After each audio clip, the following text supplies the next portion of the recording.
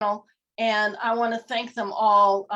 We had some, you might look and notice that we have different people than were on the poster. So, so one of our panelists was ill, and we had Paula DePass, who stepped in and is seriously an expert on everything. So she's one of those people, why do you come in first? So thank you very much. So Mr. Hobbs, we want to put up, what are we doing here? Yours truly. Oh, I need the bios.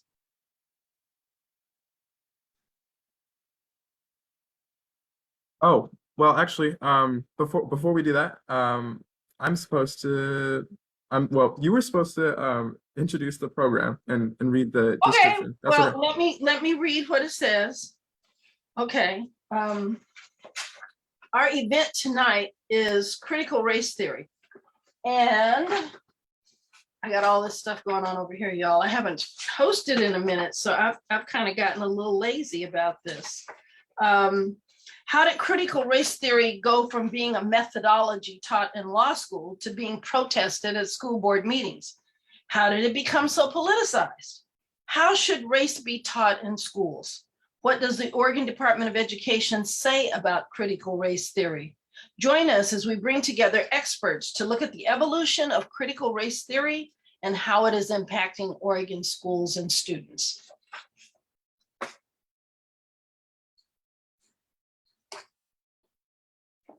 Okay, now it's my turn to read the agenda. Caitlin, can you key that up for me, please?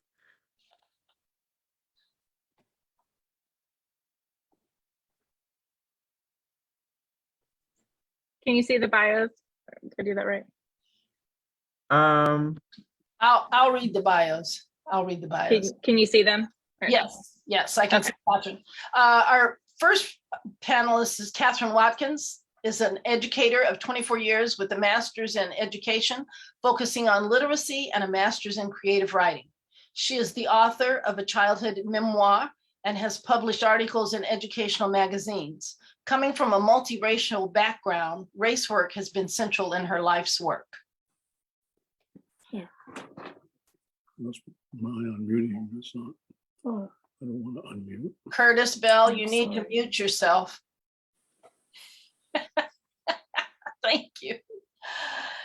Our next presenter is Paula DePass Dennis, who joins us today as a 3-time Race Talks presenter and an educator with decades of teaching experience. She began her career as a preschool teacher back in the 1980s, working primarily with impoverished students of color. She went on to work for the Portland Public School District as a middle school and elementary teacher, and I used to teach with Paula. In 2008, she was invited to join the equity department of her district to facilitate diversity and equity training to all employee groups, including the superintendent of schools, teachers, custodial staff, and directors of programs. Paula is considered a DEI specialist, leads Race Talks discussions in her classroom, and promotes building anti-racist classrooms. While Paula is currently teaching in an elementary program, she is available for consulting as an equity and DEI trainer. And our last presenter is my nepotism daughter, Shana Pomerantz. Shana considers herself a lifelong learner and worked as an educator for over 20 years, serving in both traditional schools and community-based organizations, with a focus on poor and historically marginalized communities of color. She has had the pleasure of educating students in the Bay Area and New York City. Her students have ranged from K-12, college, postgraduate, and elder seniors. Recognizing her own color privilege as a light-skinned Black woman, Shana is committed to making space at tables and holding doors open for darker melanated Black folks. Welcome, speakers. We are so excited that you are here this evening. All right, Mr. Hobbs, do the agenda. I kind of already did it in the chat, but I'm gonna talk to you about tonight's agenda. So we've already covered some things here. We've done our land acknowledgement and now our panelist introductions. But next up, we're going to be watching a video on critical race theory. It's like a compilation of like commentators and then definitions of it and misconceptions of it. And then we're also going to be having our panel discussion following that. And then we'll be going into our breakout rooms, our moderated breakout rooms, where we'll get to talk about what we just watched. And then, of course, we'll wrap up tonight's forum.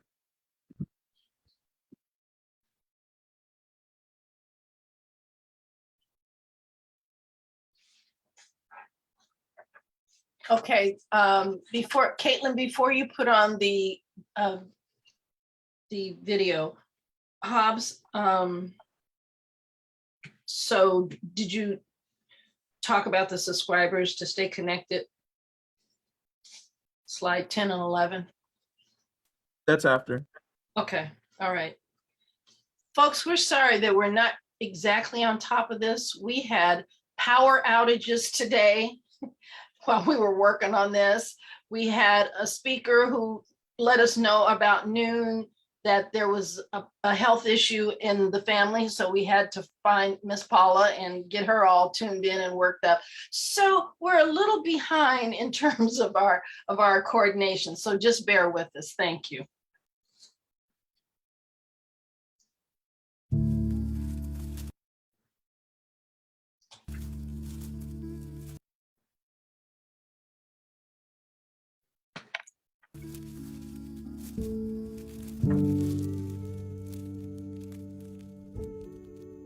Let's just start with a basic definitional question. When you hear critical race theory over and over again, what should people understand? How do you define CRT? So I first want to just make a distinction between CRT, which is a theoretical framework that I learned in graduate school and read about in graduate school, versus teaching about race and racism in American history critically. So critical race theory is a framework. It's a theoretical framework that was developed in the 1980s by legal scholars to help us understand how it is that structural and racial disparities endure in our society, and how that is actually engendered in some of our laws and policies. And so the idea was to get us to think systemically, as opposed to just thinking that racism manifests by individuals just mistreating each other, that there are actual structures in our society that create these different kinds of racial gaps and racial disparities economically, in terms of housing, in terms of education. And so that's what they do, is that they actually show us how the law, how laws that are supposed to be neutral actually can promulgate or support racial disparities. That's a theoretical framework. I think what we're talking about today, though, is some contestation and conflict over how you teach about race, racial hierarchies, critically, racism in schools and society. And so the two are being conflated. And so when you hear people talking repeatedly about critical race theory, what is your thought? Well, I hear people talking about critical race theory. I see that as a straw man for many communities, politicians particularly, trying to shape the knowledge base and what we teach students. I think that there is some fear about raising consciousness about structural inequality, about structural racism, because it does implicate many of our practices in our society. It indicates what we would have to do differently in government. And some of that is ideological, in terms of there's a lot of resistance to how we do things to be fairer and more just in our society. So, you know, there are a number of, I read a really good article just yesterday in the New Yorker about the origins of this conflict and who's behind it. And it's a concerted effort by many on the right to mitigate the extent to which we really augment and increase the understanding of racism in our society. Educators are facing questions about critical race theory. But what is it and why is it under attack? Critical race theory is an academic and legal concept that's been around for 4 decades. The core idea is that racism isn't just about individual prejudice or bias. It's woven into public policies and laws, even those that seem to be race blind. Single-family zoning, for example, makes it harder to build affordable housing and further desegregation efforts. In K-12 education, people have applied these concepts to patterns of student discipline and tracking systems. Because racism is part of this context of everyday life, people, white or non-white, who don't intend to be racist can nevertheless make choices that fuel racism, the theory says. It's important to note that critical race theory isn't a program or a training or a curriculum. It's a way of thinking about the world. You've probably heard of efforts by various states to ban critical race theory or to withhold millions of dollars in funding from schools that teach it. What is critical race theory? How did it become the latest rallying cry of conservatives? The answers to these questions show us that these attacks are only one part of their concerted efforts to undermine social justice for communities of color. But let's start at the beginning. Critical race theory was developed in the 1970s and 1980s by legal scholars such as Derek Bell, Angela Harris, and Mexican-American scholar Richard Delgado to study how race is central to the creation of laws. In other words, how the laws of the United States have been influenced by race, and in some cases, how the law perpetuates racism. The principles of critical race theory have spread beyond the legal field, including into education and history. And this is precisely what has so many conservatives hot and bothered.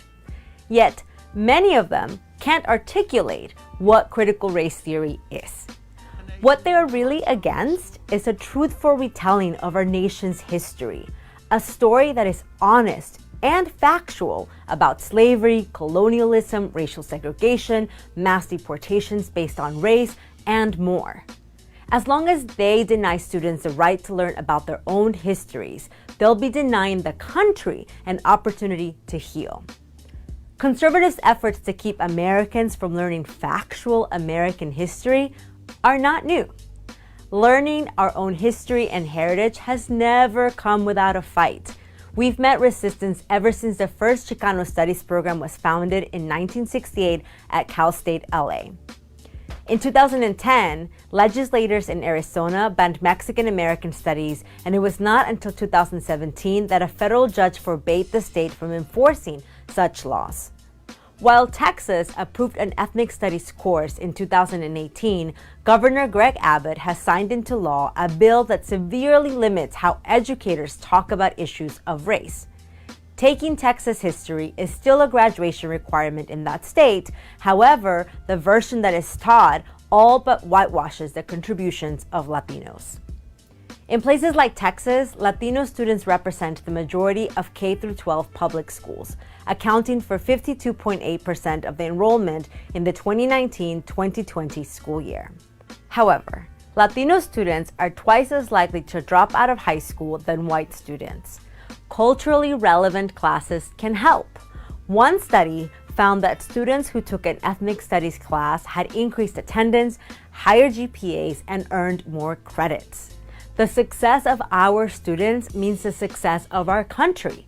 Our education system should be inclusive and provide a path for an equitable future. There are bright spots. For example, the Los Angeles Unified Board of Education voted to make ethnic studies a requirement for high school graduation by the 2023-2024 school year, a policy that the state government is poised to follow. Let's remember that attacks on teaching truthful American history have never come in a vacuum. They are only one part of a strategy to undermine our democracy, which is why registering to vote and then voting in local, state, and federal elections is critically important to ensuring our education system upholds values of inclusivity and justice for all. Still, it's controversial because critics, largely though not exclusively conservatives, allege that this way of thinking fuels division or pits people of color against white people. Critical race theory has actually now infiltrated our criminal justice system. Just this week, I released a story that the FBI is now holding weekly seminars on intersectionality which is a hard left academic theory that reduces people to a network of racial, gender, and sexual orientation identities that intersect in complex ways and determine whether you are an oppressor or oppressed. Obviously, with the white, straight male, such as FBI Director Christopher Wray, being at the top of this pyramid of evil. And this is really the bottom line. There are some great people in D.C., such as Senator Josh Hawley in Missouri, that are starting to push back. But conservatives need to wake up that this is an existential threat to the United States, and the bureaucracy, even under the Trump administration, is now being weaponized against core traditional American values. And I'd like to make it explicit. The President and the White House, it's within their authority and power to immediately issue an executive order abolishing critical race theory trainings from the federal government. And I call on the President to immediately issue this executive order and stamp out this destructive, divisive, pseudoscientific ideology at its root. And I think that it's something that he's denounced, this kind of Black Lives Matter and neo-Marxist rhetoric in places like Portland and Seattle. But it's time to take action and destroy it within his own administration.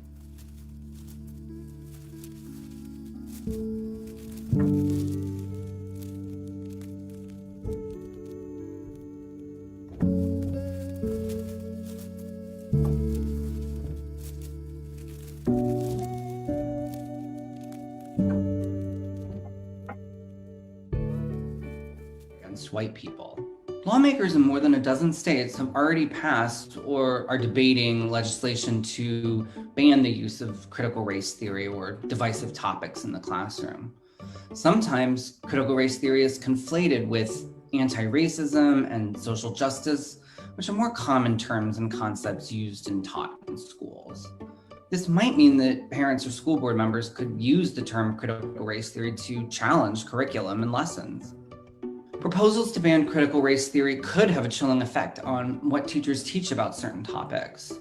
They might worry that teaching the full history of the removal of Indigenous peoples, or the Civil War, or the Tulsa race massacre will land them in trouble with parents or administrators. While some district officials have issued mission statements or resolutions, or they've spoken about changes in their policies using some of the discourse of critical race theory, it's actually not clear to what extent educators are explicitly teaching these concepts, or even using curriculum materials or other methods that implicitly draw on them.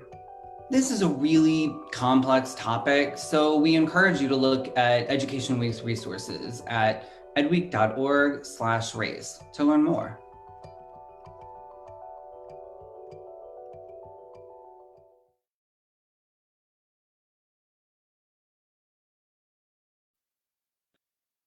Before we begin our panelist discussion, I want to make a couple announcements. Please become a Race Talks subscriber to stay connected and receive updates about our programming. Visit racetalkspdx.com to see our quarterly programming and register for all events. You can also access our community-supported tickets, a verification form, and make donations at our website. Thank you to our sponsors, McMinimans, Third Eye Books, Brett Brown Photography, and Tressa Horney Web Design. To become a Race Talk sponsor, please contact us at info@racetalkspdx.com. Third Eye book reading recommendations so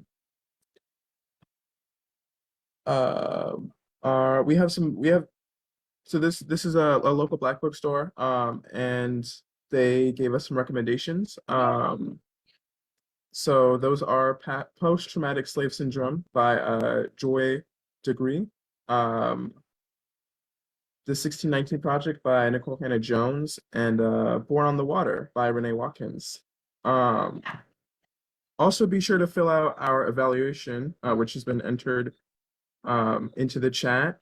By filling this evaluation, you will be entered into a drawing to win a $25 gift card certificate to Third Eye Books. Like I said, Third Eye Books is a Black-owned bookstore in Portland, Oregon, and is the only Black-owned brick-and-mortar bookstore in Oregon. We are excited to be a partner with them, and you can order online or purchase and pick up from their location.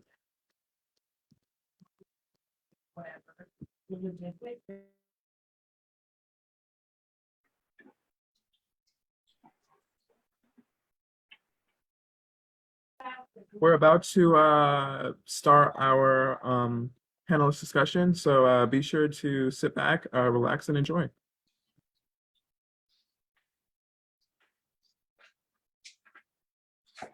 Okay.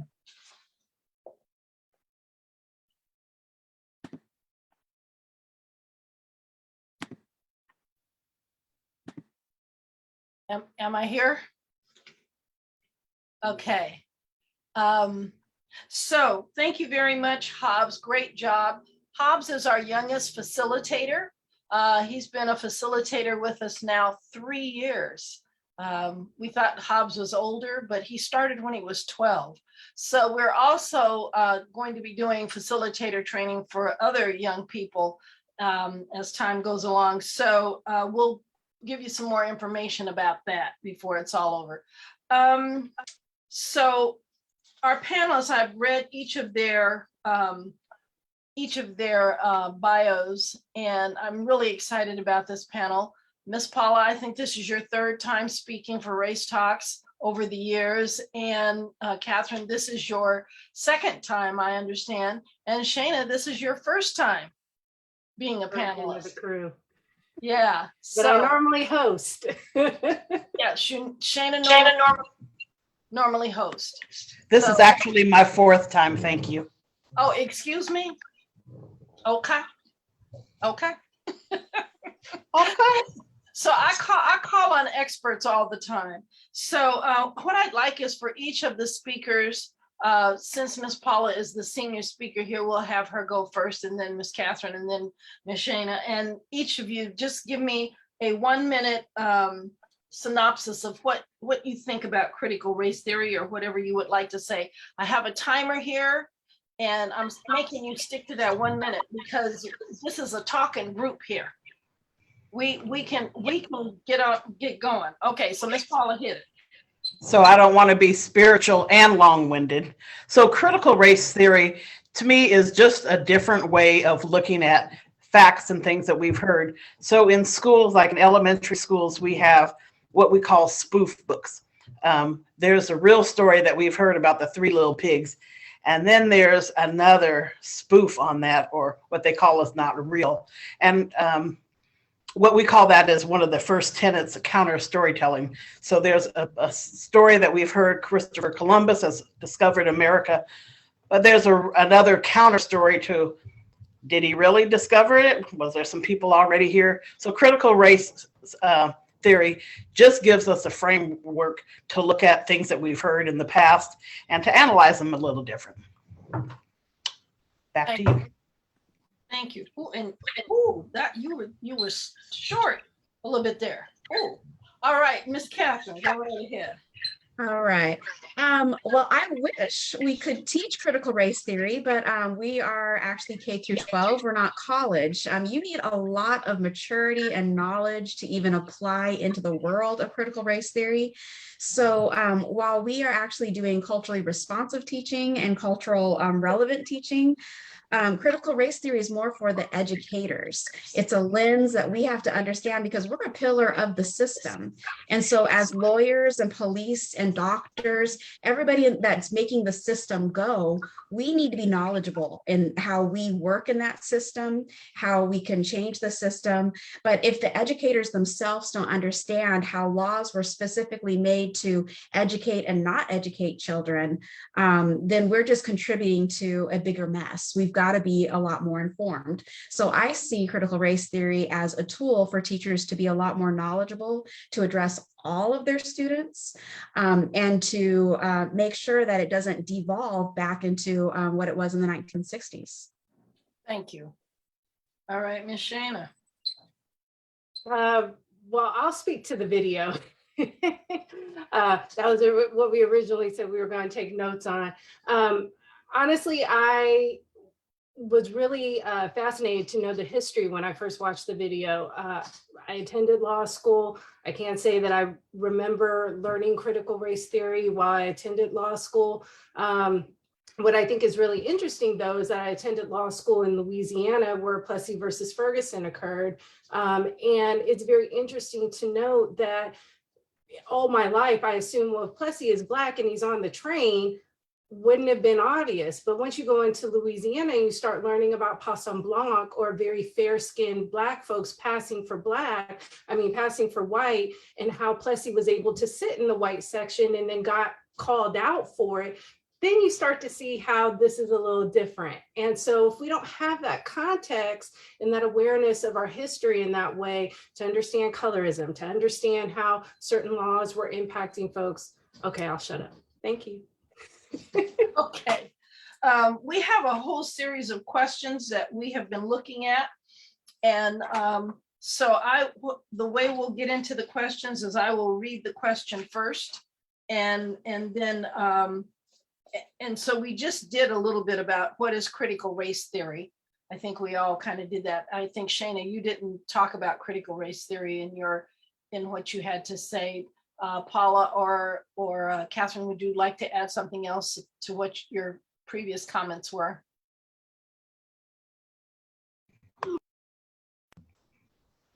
No. Okay. So Shana, make a quick statement about critical race theory, please. I mean, my understanding of critical race theory is it's history. It's an honest discussion of history, the people who have been present, an accurate portrayal of who the folks are, what their involvement was, and not trying to sugarcoat things and remove people from the narrative of what occurred. Okay, thank you. And could I add something though? Just that, you know, without knowing about critical race theory, I wouldn't even understood about my origins, because back in the day, it used to be illegal for Black and white people to marry. And my mother and father, my dad's Black and my mom's white and Indian, they were married 6 months after the laws were abolished, and they had to deal with a lot of backlash because people hadn't evolved past that new law. So just within the existence, we had laws that were actually made to make it where we were not allowed to be created and to be in a loving family. So that alone makes it where we have to have this knowledge of the laws. Okay. Are all of our phones off? Because I hear some feedback on when you're speaking. So I'm just to make sure, I'm going to turn my phone off to make sure that it's not me, because I'm a little nervous about my ability to be off. Okay, I turned my phone off. Maybe. Okay, so so Shana, you talked about critical race theory in law school and the curriculum a little bit. Is there anything else you wanted to add to that? And why is it linked to the law school? Well, if I'm understanding correctly, even just learning about what was presented in the video and the founders in terms of the critique of policy and lawmaking, you know, in terms of when laws are created, we have to understand that most of the laws were set up with white male 21 landowning folks in mind. And so all of us sitting here were not considered. We were not even in the framework. So when we talk about the founders, when we talk about the Constitution, none of us are represented in the Constitution. So when we talk about, you know, having access, separate but equal, we talk about access to education, access to housing, public accommodations. All of these things had to be written into law. They had to be fought for, and with blood, sweat, and tears. This is our history. So from the standpoint of, why did I just lose my thought? I'm sorry, y'all, have a slight concussion. I'm still dealing with, ask the question again one more time. No, nope, you're fine. I did it? Okay, You did perfect. it. You did Perfect. Thank you. So, Catherine, of late, critical race theory has been linked to Marxism. What is Marxism, and do you agree with this assessment of critical race theory in connection with communism? These are all just dog whistles, you know, and really it just becomes buzzwords to the point where they have lost their their true identification of what they were meaning. So I grew up understanding that, being a public school educated person, Marxism was about labor rights, and being able to own what you created and being able to benefit so that you weren't perpetually poor. Now it's being attached to critical race theory. But then what I'm thinking about is just that, well, if we're looking at how these laws were purposely made so that people of color would be the laborers for free, then of course, more buzzwords are going on of this is something that they don't want us to look at, because then we are going to capitalize on our labor and on our bodies. People aren't going to benefit from that as much. We're going to be in control of that. But again, it's just buzzwords, because there's nothing about Marxism that is in school curriculum unless you're teaching government or history. But in your regular K through 12 classes, no one's popping up going, okay, we're going to talk about Marxism, or thinking about how they can weave it into the curriculum. It's ridiculous. Now, granted, there are short stories that come in with those topics and you have to address it, but you're not teaching Marxism. You're just addressing the topic of the story. Okay, thank you. Paula, how does the impact of protests in the professional sports industry correlate with critical race theory? And how does it impact BIPOC people? And when I brought up the race piece, the idea was Colin Kaepernick takes a knee and people are very upset about that. How does this all tie in together? Okay, Since I asked you 2 questions, you have 2 minutes. Thank you. Okay, so critical race theory actually has 5 tenets. And one of the tenets, there's counter storytelling. So you tell, there's a story out there and you tell the different story, another way that it happened or another perspective. But the tenet that really hits what you just asked is interest convergence. So in interest convergence, you are given something. So our people of color or our athletes are given a whole lot of money, and with that should come status. But it doesn't. What interest convergence is, sometimes we give you something and it feels like you're really getting a lot, but the white people are getting more. So they're giving you all this money, but they're also making you be a puppet. So when Kaepernick took a knee, he lost his job. He stood up for what he believed in. So as long as you're playing fair and playing good and taking the money and shutting up and not saying anything, you're good to go. But once you decide, well, why should I stand up for the Pledge of Allegiance? It's not suiting me. You're not talking about me. Then that's where the problem lies. And so, yeah, it impacts our athletes because they're being paid so much. But when you look at who are the owners of these teams, what rights have the people have? They just have as much leeway as the owners allow them to have. So that's a tenet of it that says interest convergence. So we're giving you something, but us as the owners are getting a lot more. So white owners are giving you a lot of money, but they're basically saying we owe you. You do what I say you do. We're going to call you whatever we want to call you. But at the end of the day, they are getting more. They're getting more off of your name, off of what you do, how you perform. So that is one of the tenets of critical race theory, interest convergence.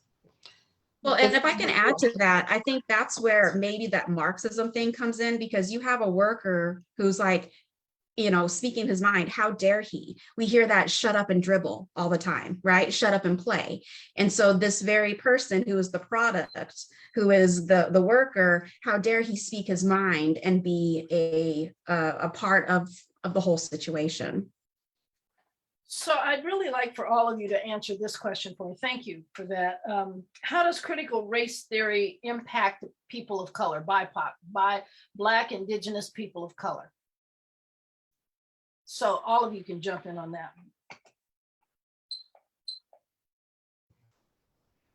I'll jump in.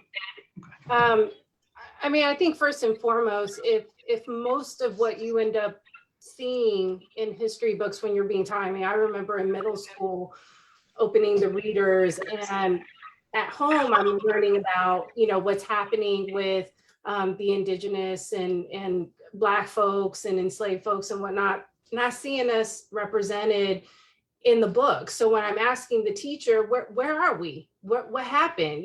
So you're going to tell me my mama's a lie?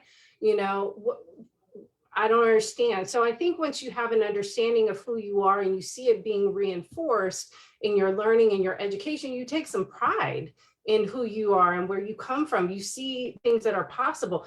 And then even to have teachers that look like you, that reinforce who you are, giving you that knowledge and information, it really bolsters confidence to move in the world. But if everybody, if you're looking like me or Paula or Catherine or you, Mom, and the person looking back at you isn't telling your story, doesn't look like you, isn't affirming you, why are you showing up? The other kids that look like them and are seeing themselves reflected in the story, they're going to keep showing up. They're going to be engaged. But having our stories told, learning about ourselves, it lets us know that there's more possibilities. The fact that I saw something on Annie recently with the Black Annie version, and a little girl on TikTok cleaning in the house singing Hard Knock Life. I mean, representation matters, even on that level. So all the kids who said they're going to be president because of Barack Obama, all that representation across the board really matters. Thank you. Well, and if I can add, like just looking at the Emancipation Proclamation, we hear about Lincoln being like, the great white savior. But what about the fact that Frederick Douglass was absolutely in love with Lincoln until Lincoln called Frederick Douglass in and said, let's talk about how we can get all the Black people to go back to Africa because we're going to free them, but we don't want them here. And then all of a sudden, Frederick Douglass's heart just breaks because this man he thought truly was an abolitionist, wanted to meet with this other man about how do we get the Black people out of America. So if we're only doing the Emancipation Proclamation, we can't be talking about Frederick Douglass. What? So it's a one-sided story. We need to know both. That's how we have what is the 4th of July to the Black man. I wanted to add something since all of you have been teachers. And what's really interesting, they have done studies and found that whenever there is a teacher of color, in particular a Black teacher at a school, all of the student scores go up. Every ethnicity, every gender, the kids' scores go up, the retention in school is higher, and the achievement level goes up. Now, you might ask, why is that so? Knowing these people who are in this picture with me, it's because what I said before, we know that we have to work harder, and we do. And when you have teachers who are of color, they are, and they enjoy being of color. Let me say that. They enjoy themselves and being of color. They teach children in a different way than white teachers teach those same children. They teach deeper into the topic. They also have higher standards for their students. And whether you realize this or not, we have money that comes to every school that says that, like War on Poverty for schools. The problem is that if they get higher scores, they take that money away. So it's a catch-22. All right, so Catherine and Shana, how can since you both are people with mixed heritage, could you talk about how critical race theory impacts white people positively? We're all people of mixed heritage. Let's just clarify. Catherine and I are mixed white heritage. Okay, thank you. Okay, Catherine, I'm gonna turn it to you first. Okay, I was gonna say something. Okay, so it's going to seriously reduce the anxiety of not knowing. I mean, all of this white fragility, all of this instant rage is all because of ignorance. They don't know, therefore they get upset. But if they're actually told and shown what's going on, it's going to alleviate their stress where they can actually participate to dismantle it rather than being unwilling or unknowing participants of something that they didn't even want to participate in. So at least giving white people a chance to know what they're involved in and how they've been used as pawns against people of color, I think that would give a lot of alleviation to white people, and it also help them understand why people are popping off every time when something goes down, because they're going to know the history versus why are these people just so upset? They've got it so much better than in the 60s, but we don't have it all. And the white people don't have it all either. They just have a little bit more, but they're under the assumption that they have all because of that exceptionalism. So if they're told the truth, they're going to have more unity with people of color, but you keep them in the dark and there you have the distance, you have the divisiveness, you know, but if they knew, they'd be together with us, or at least they have the opportunity to be with us. They have the choice. Shana? So you're going back to the first Reconstruction with Black folks and white folks organizing. So I think for me, you know, what's really interesting is, you know, I didn't grow up in a technically white household. I grew up in a Jewish household, so I refer to my Jewish family as assimilated white folks. And I got my dad and my bonus mom and my sister here tonight. And one of the things that I remember was a constant argument. My bonus mom, Barbara, and I used to always argue when I was a kid about the fact that she didn't identify as white. Growing up Jewish, she was teased, she was, you know, called terrible derogatory words. But physically, I don't present white. So I'm having a totally different experience as a person of color. And so I think for white folks learning about critical race theory, about their history, the fact that they were forced to assimilate as soon as they came into this country, they had to give up their mother tongue, they had to give up their culture and traditions. They've been duped as well. So that's my minute. Okay. We're kind of rushing through this because we want to have a few minutes left at the very end for us to talk as a group, and possibly if there are any questions that you might have. Okay, how can one learn, this is for all of you, how can one learn conflicting or negative information regarding their ancestors, but still have a positive outcome? So I want to pick this up real quick. Okay, so teaching school education for 24 years, I did a lot of American literature.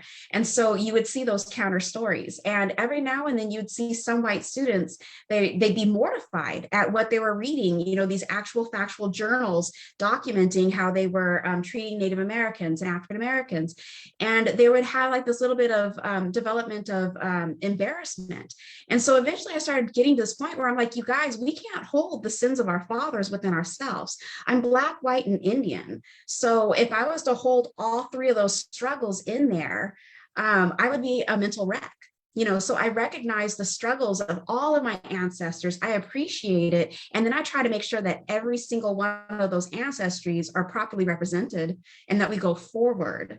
So this idea of keeping the sins of our fathers, we need to be knowledgeable of those sins, but we don't keep on watering those unless we're actively watering them. That's where our sin comes in. But once you know better, you do better. So you're doing yourself a disservice and your ancestors a disservice because you don't know what they've been through to get you here. So you've got to know the good and the bad so that you can do better. And I always say, backing up to what you just said, Catherine, knowledge is power. So knowing what actually happened gives you an opportunity to right the wrongs. You can't go back in history and make that. But what can you do today when you see some things?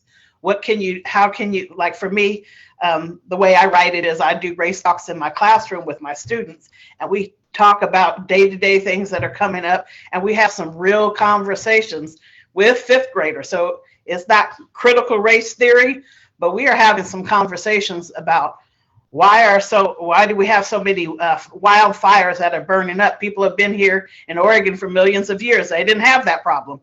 Oh, was it some white loggers that cleared away all the old brush? And so that's why all the new trees are like kindling. So we have these conversations about things that are happening today, so they will be knowledgeable and be able to have those conversations at home with their parents and with their peers. So could you speak to the racial makeup of your classroom, Paula, and the last classroom you taught also, Catherine and Shana? You can answer it in your reply too. So currently I'm like 85% white students. and 15, oh, maybe less than that, percent students of color. That is a stark difference from when I taught in North and Northeast Portland. When I taught in North Portland, I may have had 2 students in a class of 25, and they didn't even know that they were white. They had been so ingrained in the community. And sometimes when we think about our white students, sometimes with that poverty, that also they fell along some other lines. And so, yeah, it's completely different. I had to have a whole session on students snatching stuff out of my hands. I said, oh, if we do that one more time, don't snatch. And they had to actually learn how to take something out of my hand. And I didn't know if that had to do with race or how they were treated and talked to at home and taught at home.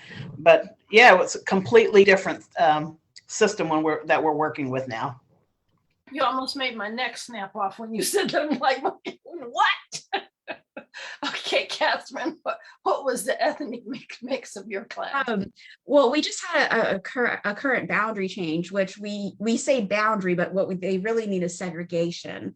And so we built a brand new school, so they changed the boundaries. So we went from like being a more white school to probably about 65% white students for the middle school that I'm at. And I transferred there from a high school that was about 65% ethnic. So I'm starting to see this middle school browning up. And so there's going to be a big change there, you know, and we're hoping that people are going to be prepared for it and that they're learning and they're shifting and changing their perspectives so that they can address all of the students, because it's a different student body than what the school is used to. Okay. Shana? So the last time I was in a classroom, I was teaching in the Bronx, a school called Keeney Prep. So our demographic of the school was 100% students of color. I'd say 90% professionals of color. We had a Black principal. It was predominantly men. I worked in a teaching cohort of 75% of my teaching colleagues were men of color. So I was a little aggravated and jealous when the kids didn't want to come have lunch in my room. Like, why do you want to go hang out with all these men? I'm cool, you know, but I realized like they got plenty of mamas and aunties and grandmas. They didn't need me. The white students that we did have present were immigrants. And so really, we did not have any middle American type students. Everybody was first gen or a student of color, spoke another language other than English at home. So we definitely attempted to incorporate all of their cultures and experiences into our conversations in history. And I taught high school humanities and writing and GED preparation at that time. All right, thank you. So, and I want to say something to add to this. I taught with Paula out in North Portland, and I also taught a year in West Lynn. And the year before that, I taught in Hayward, and those classrooms were all white. I think in each of those 2 classrooms in Hayward, I had 2 students who were Black, and I don't think any Latinos, and then 1 student in West Lynn who was mixed race. And it's really interesting because people would ask me what was the ethnic mix of my classes, and I couldn't tell them because because if there was one thing, I mean, I knew they were white, but it didn't matter to me. So I really had trouble identifying what was the ethnic mix of various kids in the classroom, because I didn't see them with my eyes, I saw them with my heart, and I saw into their hearts. And if you're doing your teaching right, that's how you see your kids. So I'm also curious though, how much of that was based on, so when you said Hayward, I know you mean Hayward, California, but just for anybody who was confused.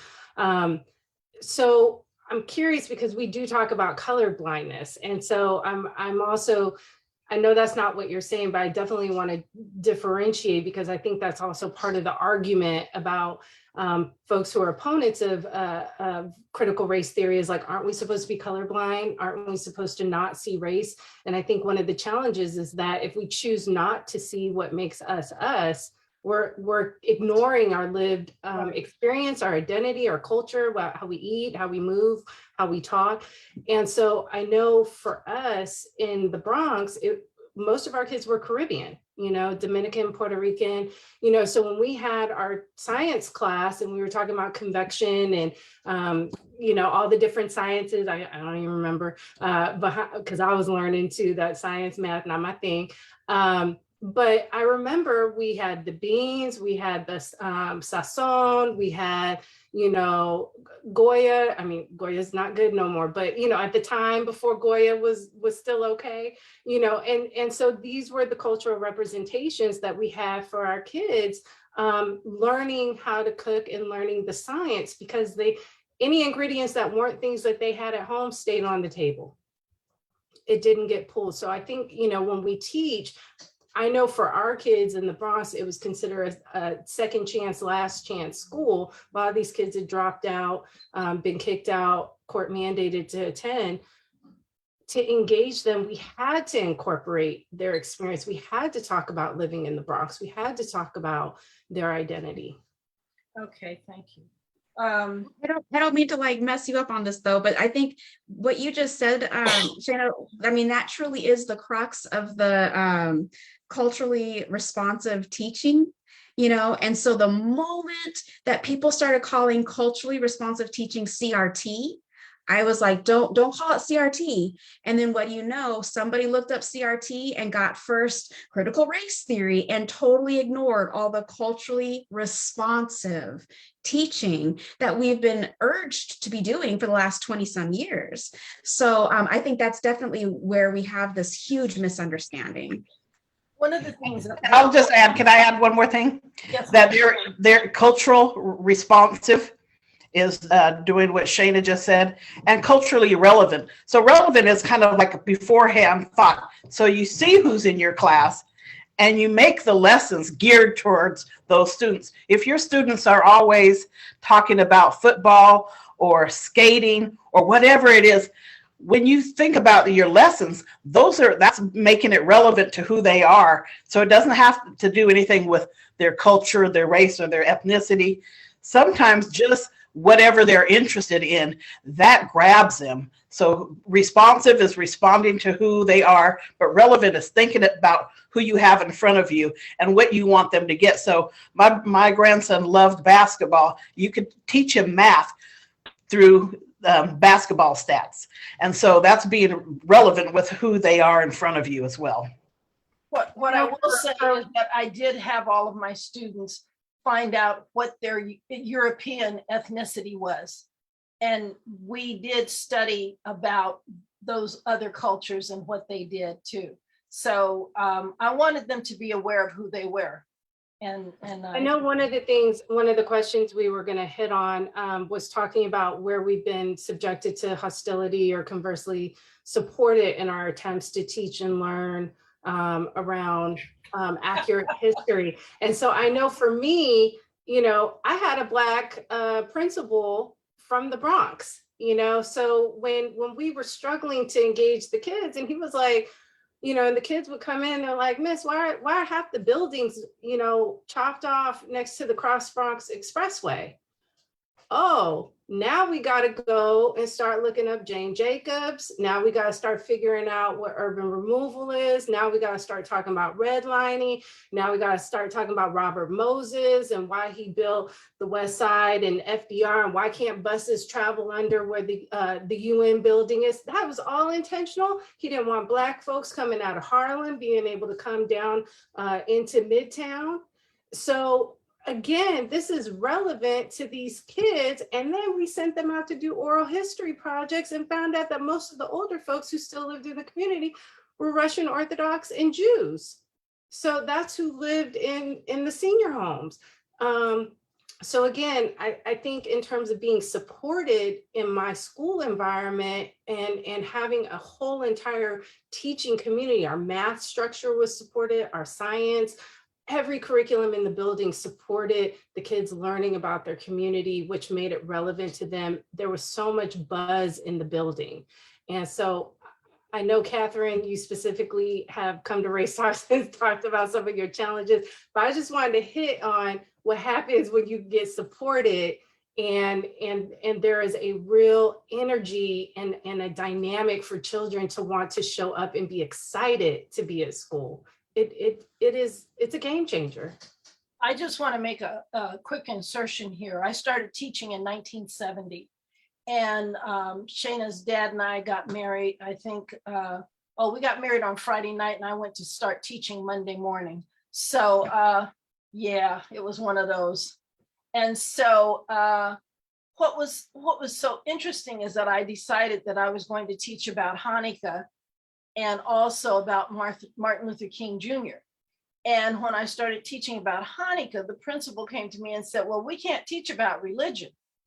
And I said, oh, okay, well then when December comes, I will not be doing any Christmas trees.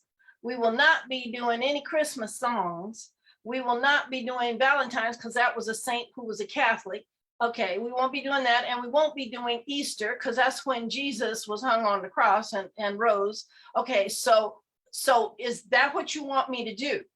Is stop doing all of those things because those are all religion based. And it was amazing. He backed off. And so we still had all of our Christmas trees and everything. And then we also made our menorahs, and we had Dr. Martin Luther King information that we studied too. And then when Kwanzaa came a few years later, we did that too. So it's amazing how when you have a little bit of knowledge that you can stop foolishness. Well, and coming to teach here in Oregon, my first hostility was when I was teaching Night by Eli Wiesel, and the students were just like, I don't understand, how are these people like going along with the Holocaust and letting people go?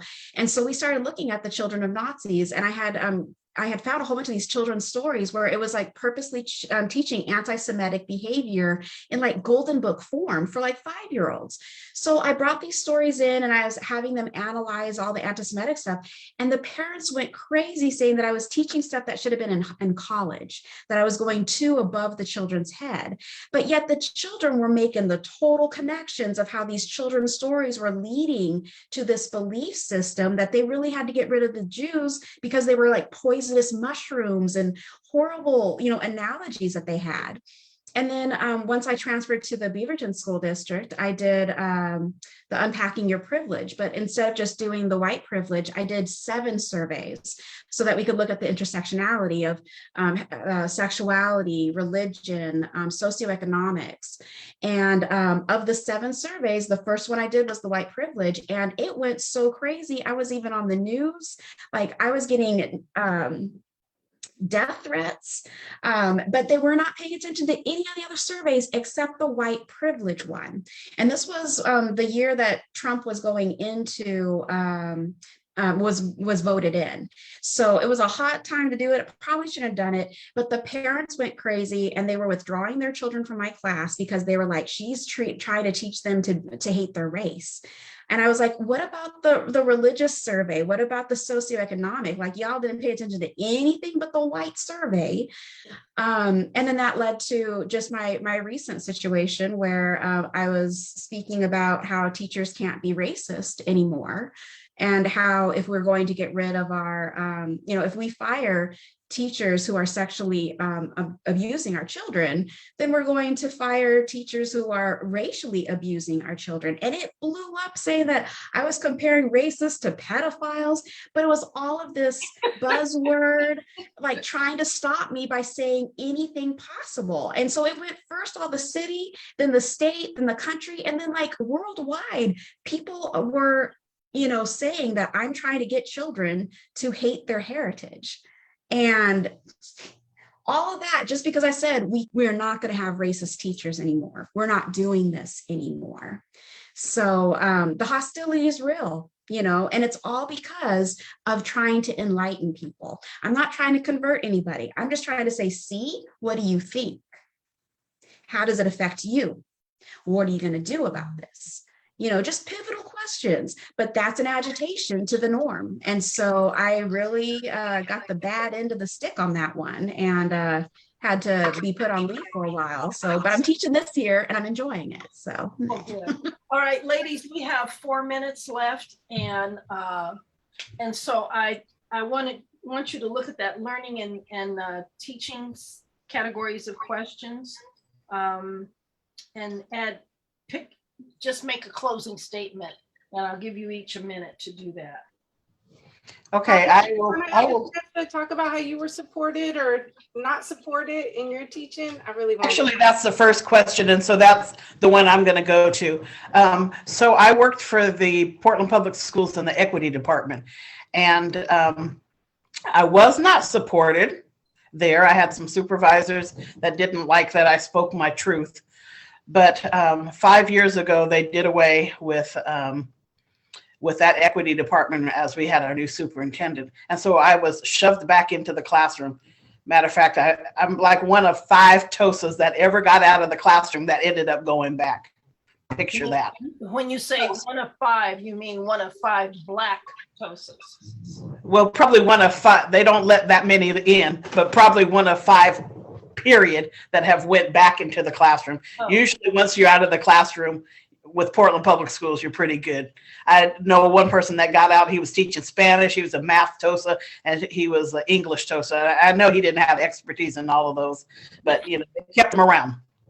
So I say that I did have a lot of hostility in that role, but I'm over at Vernon now, and I am one of the most asked for, sought out teachers that they have, because I do have race talks at least 1 day a week. But in every story that I'm reading, it's woven through how we have these conversations about race. So things come up all of the time. Yesterday in our story, a librarian told a little Black girl, "You're an asset to your race." And she went home and asked her parents what that meant. And so we have these, what do we have? What does that mean? And so we had that real conversation in the moment of what that means. So yeah, I have had a lot of hostility, but where I am now, I really am sought after, because there's a lot of white people that, or a lot of parents that want their kids to learn about race. And so no longer feeling that hostility. Thank you. Miss Catherine. I just really want to close out on the topic of Martin Luther King, because he's being used by the right as like their savior of how we're supposed to be colorblind and everything. So I just wanted to bring 2 quotes that Martin Luther King said, just to really bring it down to the ground, right? So Martin Luther King said in 1967, "White Americans must recognize that justice for Black people cannot be achieved without radical change in the structure of our society." He also said in 1967 that the price that America must pay for the continued oppression of the Negro and other minority groups is the price of its own destruction.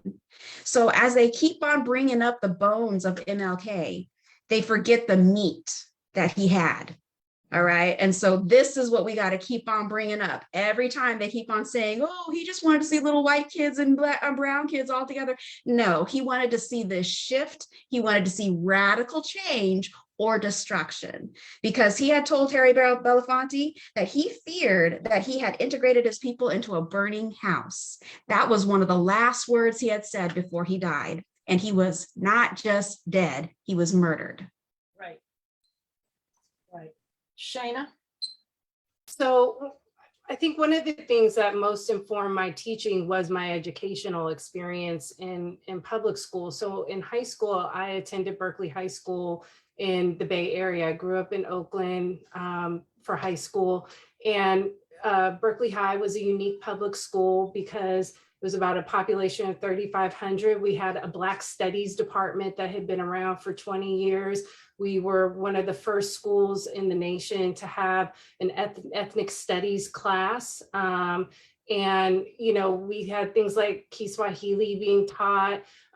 Every year we had Malcolm X Week. So if you were taking classes in the Black Studies department, which was literally like a college department because we were down the street from UC Berkeley, everything that happened that week, all the classes went into Malcolm X Week. So if you were in a class, you were putting something on, it was being performed in the theater. You were learning about Malcolm X, you were learning about, I'm forgetting the sister's name who was there when he passed, who was Asian, but you're learning about representation, and it's not limited just to Black people. everybody had to participate. We were studying and acknowledging Indigenous Peoples Days back in the 90s. So that's what informed my teaching. That is what I have been able to pass on. So I think the sooner we can start teaching children about themselves, they will take that into everything they do. I would like to thank you, ladies. I'm so proud of all of you. And I truly, truly appreciate you coming and speaking your truth. I truly appreciate what you do with our children. I'm going to quit because I'm about to get emotional. So, Hobbs, back to you.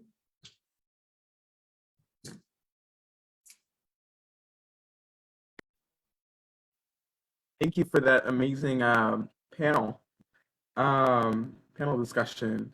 So next up on our agenda, we're going to be moving into our breakout rooms.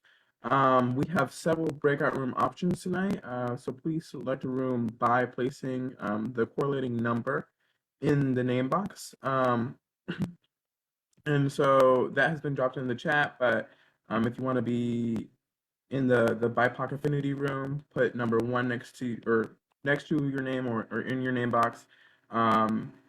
And then if you want to be in the white affinity room, put the number 3 in your name box. And if you have no preference, put number 4 in your name box. And then we're going to be inviting 5 members who are talkative and are wanting to engage in the conversation in the main room. So message our Zoom admin, Caitlin, to be selected. Your camera must be on to be selected. And if you are wanting to participate minimally or mostly listen, we ask you to pick another room. Sorry, I need to interrupt really quick, Hobbs.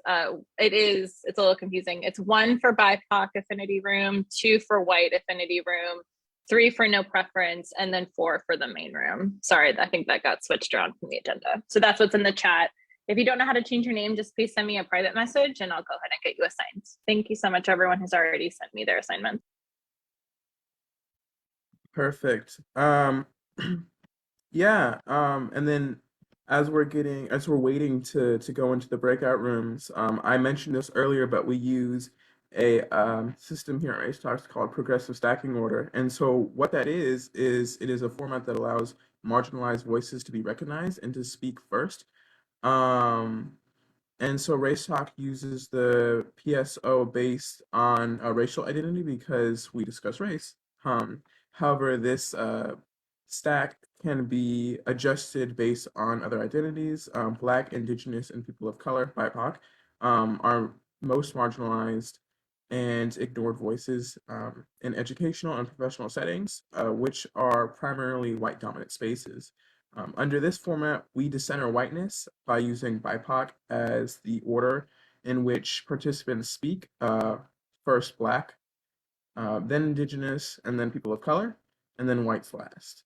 For marginalized communities, and I touched on this a bit before, there are people who are marginalized within each of the BIPOC and white communities.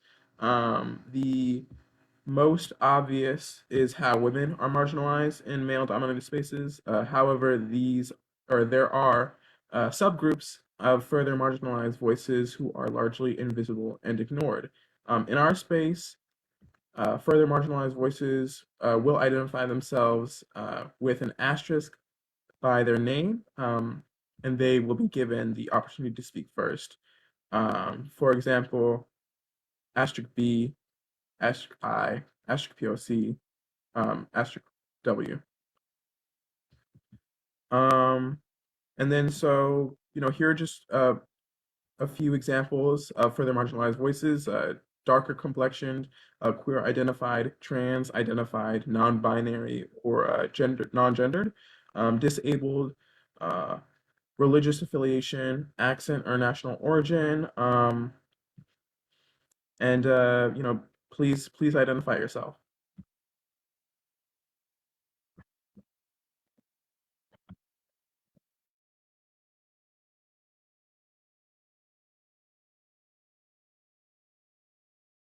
And like I said, so what's going to happen next is we're going to be going into our breakout rooms. there's going to be, we introduced some of the facilitators earlier, and they're going to be in each breakout room. You will choose a breakout room, and then you will be rerouted there, and then you'll take some time to introduce yourselves and get acquainted before you start jumping into the conversation. Again, we will be using the progressive stacking order in the breakout room, and if you missed what I said, that's okay because our facilitators will reiterate that. And then there are some questions to kind of get the conversation started that we created, and that will also be available in the breakout room. And then the breakout room will kind of be for the remainder of the forum, and then after.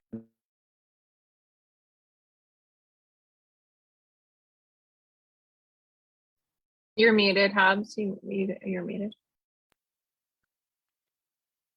Sorry, my screen is black. Am I unmuted now? Yes, you're fine. We can hear you. But if you missed that last bit, after we're going to be in the breakout rooms for the remainder of the forum, and then coming back for a wrap up. I think we're just about ready to go into our breakout rooms. Okay, perfect. So I just need a few more people just to see if they wanted to go into the main room. I have 3 who have submitted. So if anyone else is interested, just let me know.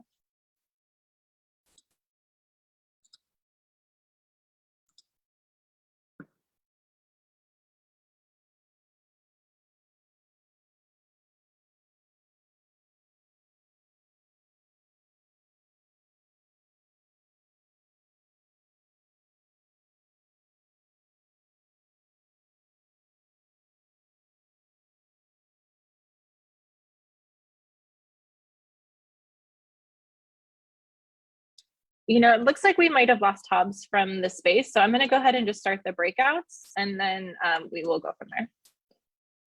Caitlin, did you want to share in case we lose some folks? We did lose Hobbs. You want to share what's coming up in case we lose? Oh yeah, that's good. Folks in Okay, I can do that. Discussion. Easy, I can do that. Okay.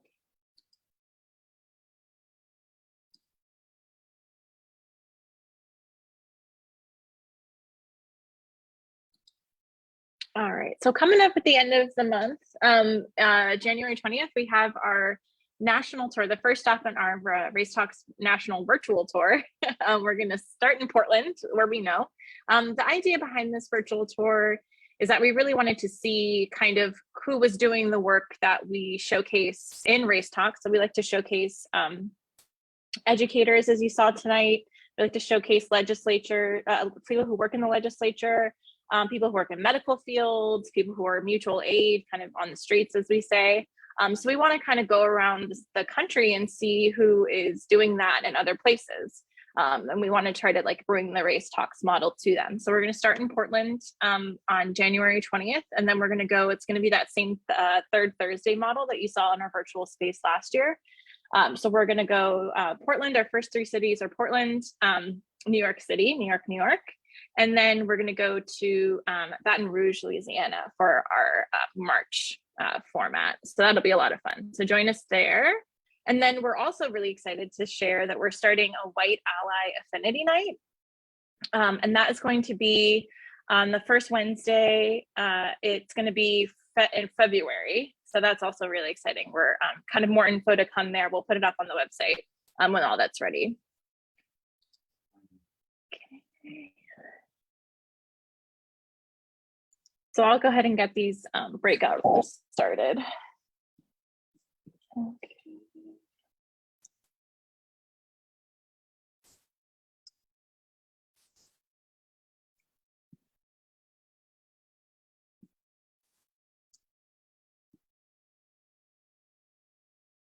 Should I tap dance while you're doing that?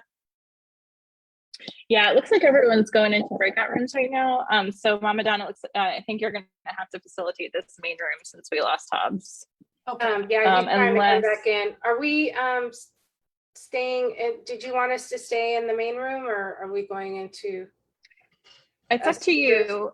Okay. As speakers, you're more than welcome to decide. I see, Shayna, you assigned yourself to the BIPOC room, so I put you in the BIPOC room. Oh, I didn't assign myself, but that's okay. Oh, okay. So or if you want to assign yourself, put your name, a number next to your name, in order to get yourself assigned. Catherine, I want Great. you to stay here with me. Looks like Hobbs is back. So who's staying in the main room? I know we got way more than 5 folks. Yeah, so I'm gonna go ahead and so we I see have Marcus and Anthony. I see cousin Marcus. David. I see Katie. Katie, who's sitting next to you? That's not Julia. This is Annie. Katie, I saw you wanted to go into let's see. Katie, you are a perfect example of what happens when you have a Black teacher in your classroom. You were in my mom's classroom in 4th and 5th grade, and we constantly talk about you and how you live your life and how much you credit Mama Donna. You and I are about the same age. We ain't gonna talk about what that is though. We going on 25 again this year. But you know, I remember you brought Julia when she was in 1st grade when we were still meeting at McMenamins, and Julia was sitting there. She's just a little thing, and she, you know, was like, I have something to say, because she's little Katie, and so she gonna speak up because she learned how to speak up because Katie learned how to speak up in Donna Maxey's classroom. And so Julia said, you know, I don't understand why we're not talking about this in my classroom, and we want to talk about these issues of race. And my teacher says she's too uncomfortable to talk about it.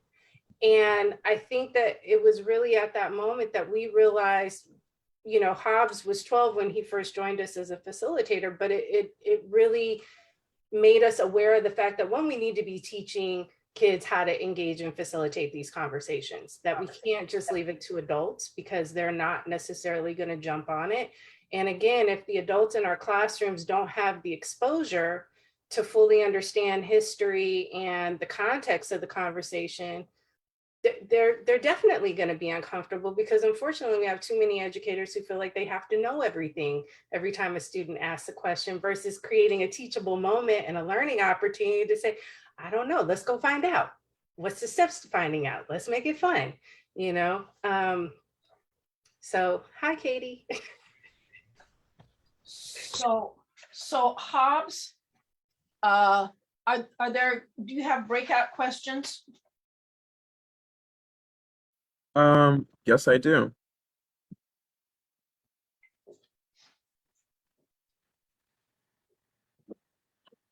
So go ahead and I don't know why I can't see all the people who are in this room, but anyway. Have we chosen the 5 people to remain in this room? I think that, are we having 17? I think I only had three people actually sign up to be in the main room. And then we didn't come up with a contingency plan for folks who just stayed. So I can put them into the no preference room. I If want you'd like. my family members in here. I want to get Yeah, the whole prominence crew in San Diego, and my dad and bonus mom Barbara, who are in California. Y'all wait for the cameras so you can see this is interactive. And then we got Katie, who's down in Eugene. We got Marcus Carter, who does DEI. I'm just shouting everybody out. We got Jim, who's one of our facilitators. We got Anthony, who's a facilitator. Hobbs, who's a facilitator. Bruce Strade, who comes regularly to Race Talks. Good to see you, Bruce. I don't think I ever hear you talk, so we're going to hear you talk today in the main room. And I see my sister Tia is in here. Bruce, or we're throwing you out, okay? You said what? Either you talk or we're throwing you out. Have something to say if that's okay. Steve, Oh, you wanted to say something, Shayna. Okay, well, you guys are on two screens, and it's some reason it's making you all echo. So you're gonna we can't, you're muted, Steve.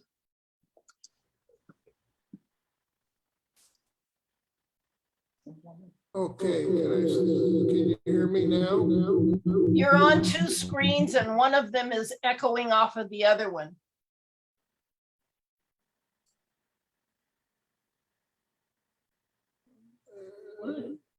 So while y'all figure that out.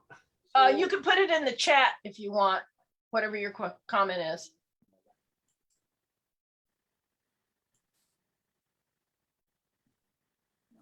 Are you ready to drive? Did I buy you some time?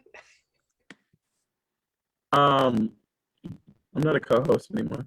All right, can you hear me now? You are a co-host, Hobbs.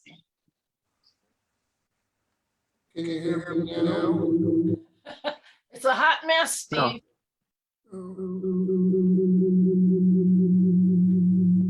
I talk. We'll let you in soon. I don't know what's going on, hon. I put one of your profiles into the waiting room just since you're on two, for some reason you're on two screens. So if you want to unmute. You're fine now. I think Yeah, you you're might good now. be in as two different phones. Go ahead. Two different phones. Two different accounts. You're good now. Yeah. Go ahead, Steve. Go ahead and say what you're gonna say. I'm trying to get back on Zoom here. You're in Zoom. You are. We see you and we can hear you. You can hear me? Yes. And we can see you. Okay, good. Now I can see you. Okay. All right, what I have to question, say is that there's a country in the world that is considered to be the best country in the world to do business with. And this country 60 years ago had all kinds of race problems and race wars and riots. And the leader of the country brought the different racial groups together.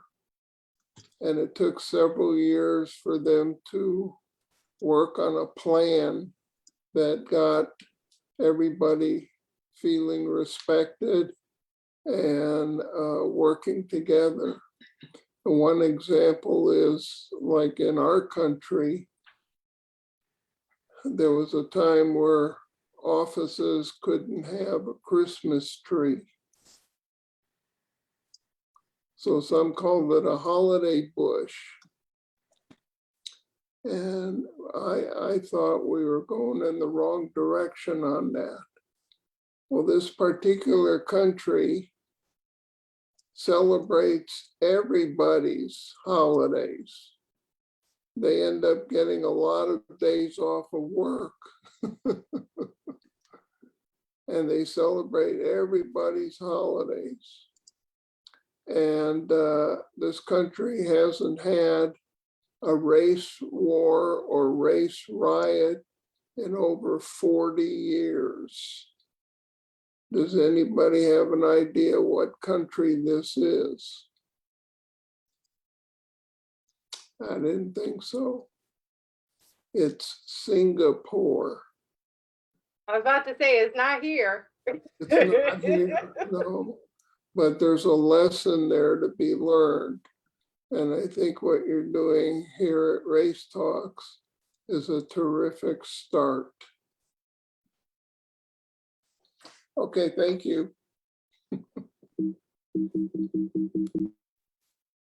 Thanks, Dad.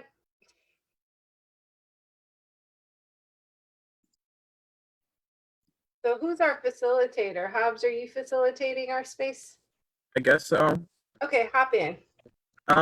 So we have some questions that, we've created to stimulate conversation. I don't know if you guys want to use it or not, or they're the same questions that were asked that we asked the panelists. So, someone jump in, let me know if these are questions you want to use or. Just facilitate. If they don't like it, they can be quiet. All right. So I'm going to start off with the first question. And it's, how does critical race theory impact BIPOC? Someone hop in. I'm happy to just kick things off. And so I think, to be fair to critical race theory, first and foremost, I think it's just a part of a lineage of, Black resistance and Black thought, right? Indigenous, thought. And I say that because in the video, it highlighted critical race theory being a theoretical framework that either begins or takes forms in the 70s or 80s.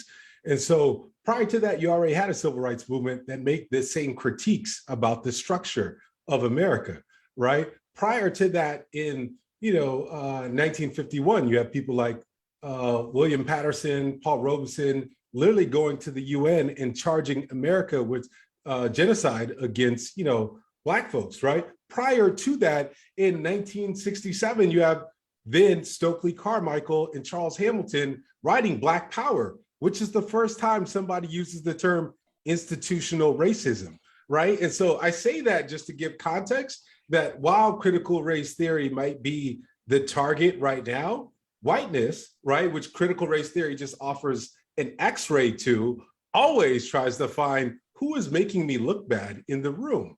And I think that's one of the reasons why people try to conflate critical race theory with like Marxism. Because if you know Derek Bell, the godfather of critical race theory, some people would have said he is a Marxist, right? Which really, again, a lot of the other founders of critical race theory, they just had a material analysis of what was happening in America. And so I present this just to say that critical race theory is it just falls in line with the lineage specifically of resistance against the American narrative of being exceptional, of being special. Or another way to put this is critical race theory does not allow America to create a narrative that creates like this integration mindset and take credit for the progression away from typical racism that we might be used to, in the past. We could not potentially have progressed past that level of racism that, the last administration brought if we're still using critical race theory, right? And so again, for BIPOC folks, I think it can be, again, a great theoretical lens, but let's keep in mind that critical race theory starts in an academic space, and therefore it has not been accessible to the general public.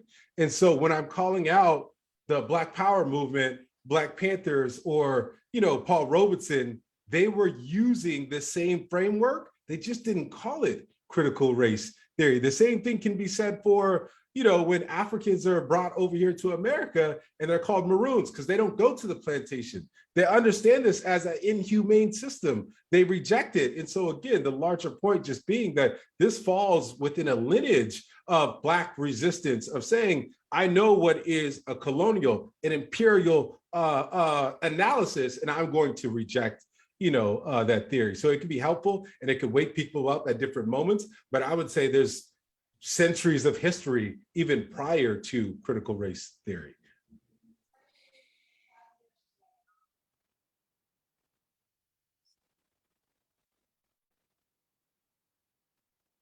Does someone want to follow that? I just want to add that that was awesome. And no.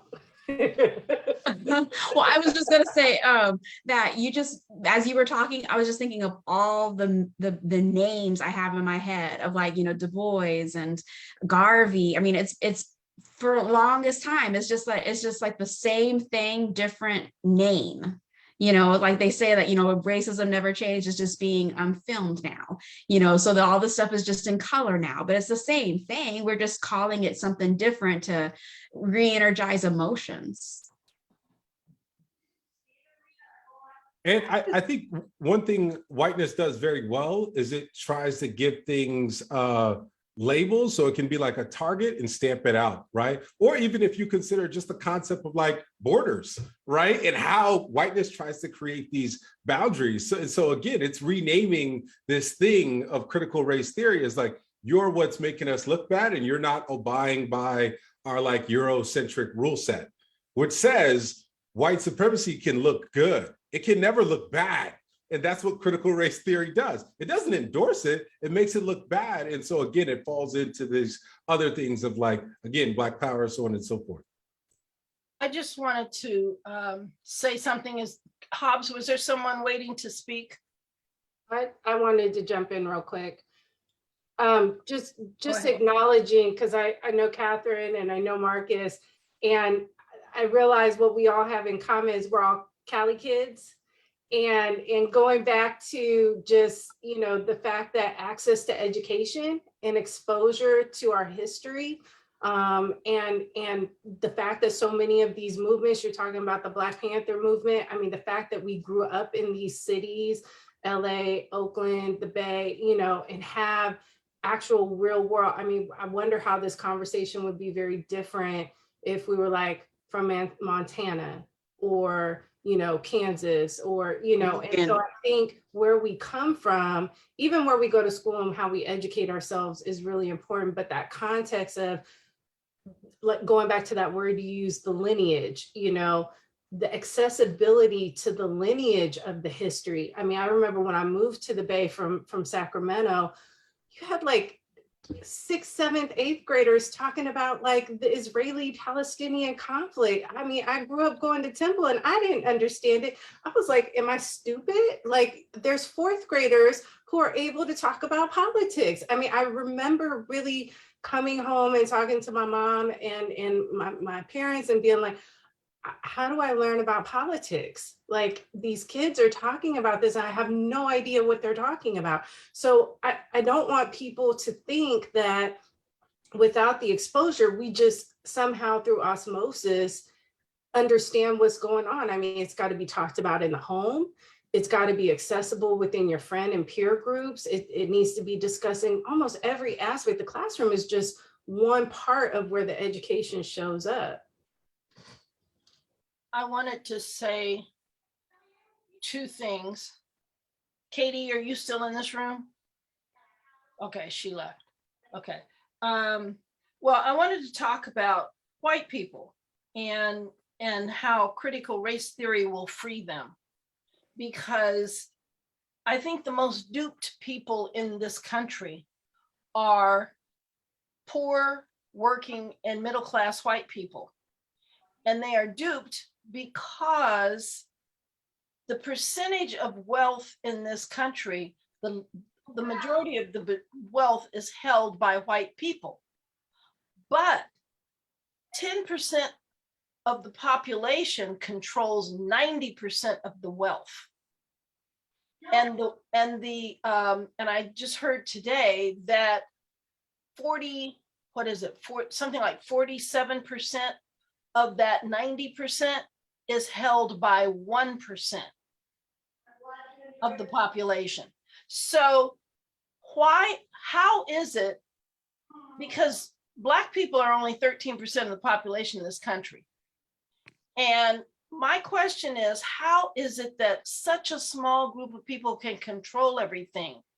And after looking at it, I realized that the way that they exert their control is that they keep poor, working, and middle-class white people fighting the fight on the racial border with people of color at the borders, immigrants, you pick religion, you pick a number.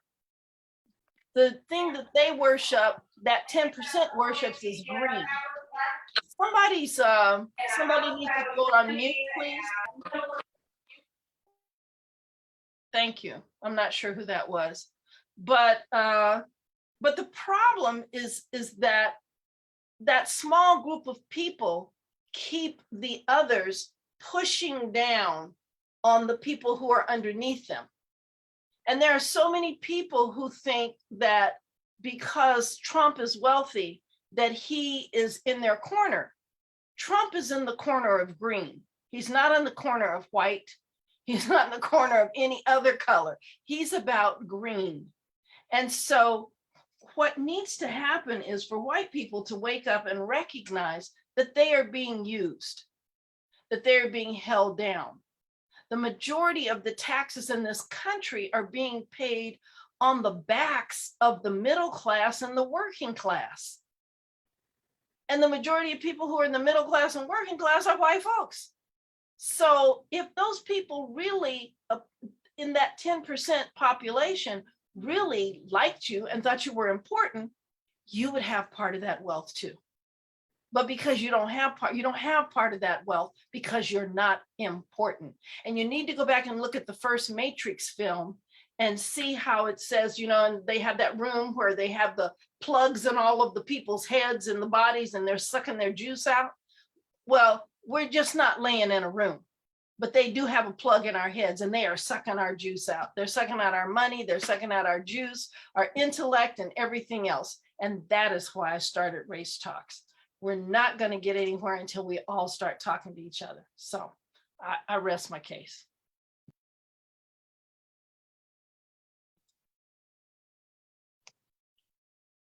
Go ahead, Bruce. Yeah, I agree with that. The disparity of wealth really hurts the rich as much as it does the poor. Although we're not aware of that, you know, because there's no real sense of what's best for the common good of all, and how do we develop a much more equitable kind of economic layout. Certainly one way to do that is to tax the rich, because they are gaining wealth disproportionately to the rest of the human race. One other thing that I think hasn't been mentioned is the role of Christian nationalism in fueling this whole thing, because there is a significant group of people who really believe that the United States is a white-dominated Christian nation, and as a result, they have God's blessing in maintaining it the way it is, and making it very difficult to give up any sense of power or surrendering, you know, their privilege in the process. And I think that needs to be addressed. And it's a very powerful movement within the United States right now. And if you look at what happened on January 6th, it really was mainly the white nationalists who were part of the insurrection, maintaining white supremacy.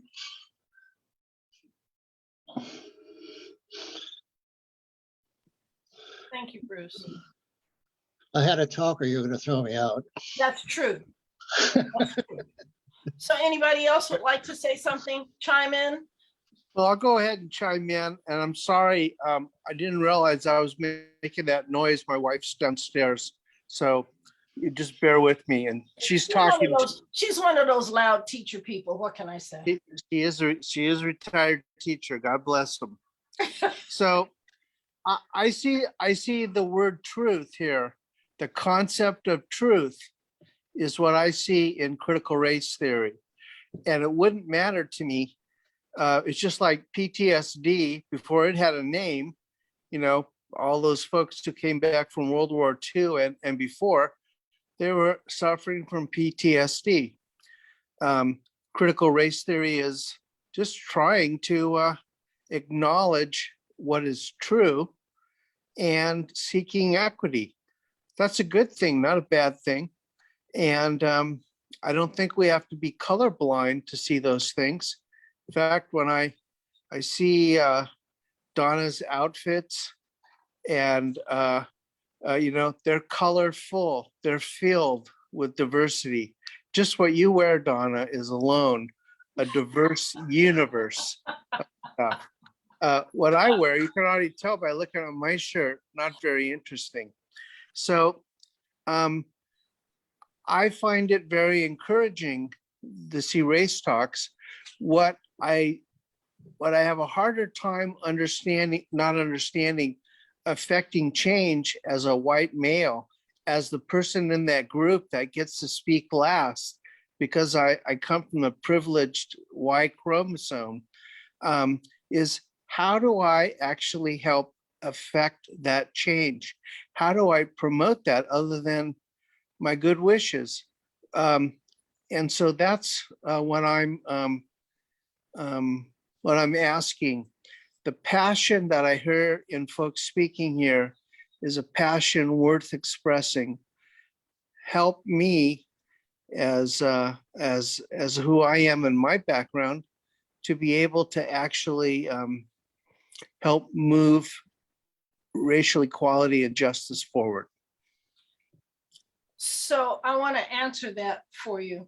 The purpose of progressive stacking order is to let people know how it feels to not be noticed in a room, and to let the people, because generally in conversations, in power conversations, people of color are not heard. Women were not heard. And so it's interesting because now, by doing progressive stacking order, you mentioned that it was kind of frustrating to not be able to talk until the last. That's the whole idea, is to let people get a reversal, to see, so people of color will go, oh, is this what it feels like to be heard? And white people, especially white males, will get to say, oh, is this what it feels like not to be heard? Because I had all these ideas and I had things I wanted to say, and now they're out of time and I don't get to talk, and nobody's paying attention to me. So the whole point is reversing what has happened, to give those voices that don't ever get to be heard the chance to be heard. And what we hear when we do this in various places is, oh my gosh, this is amazing. These are ideas I've never heard before. But those are the voices that have not been heard. So, Cousin David, I'm glad you are frustrated. I want you to go on back and tell them people who are hogging up the front line speaking how it feels to not be heard. So I co-presented with a white woman when we did race talks.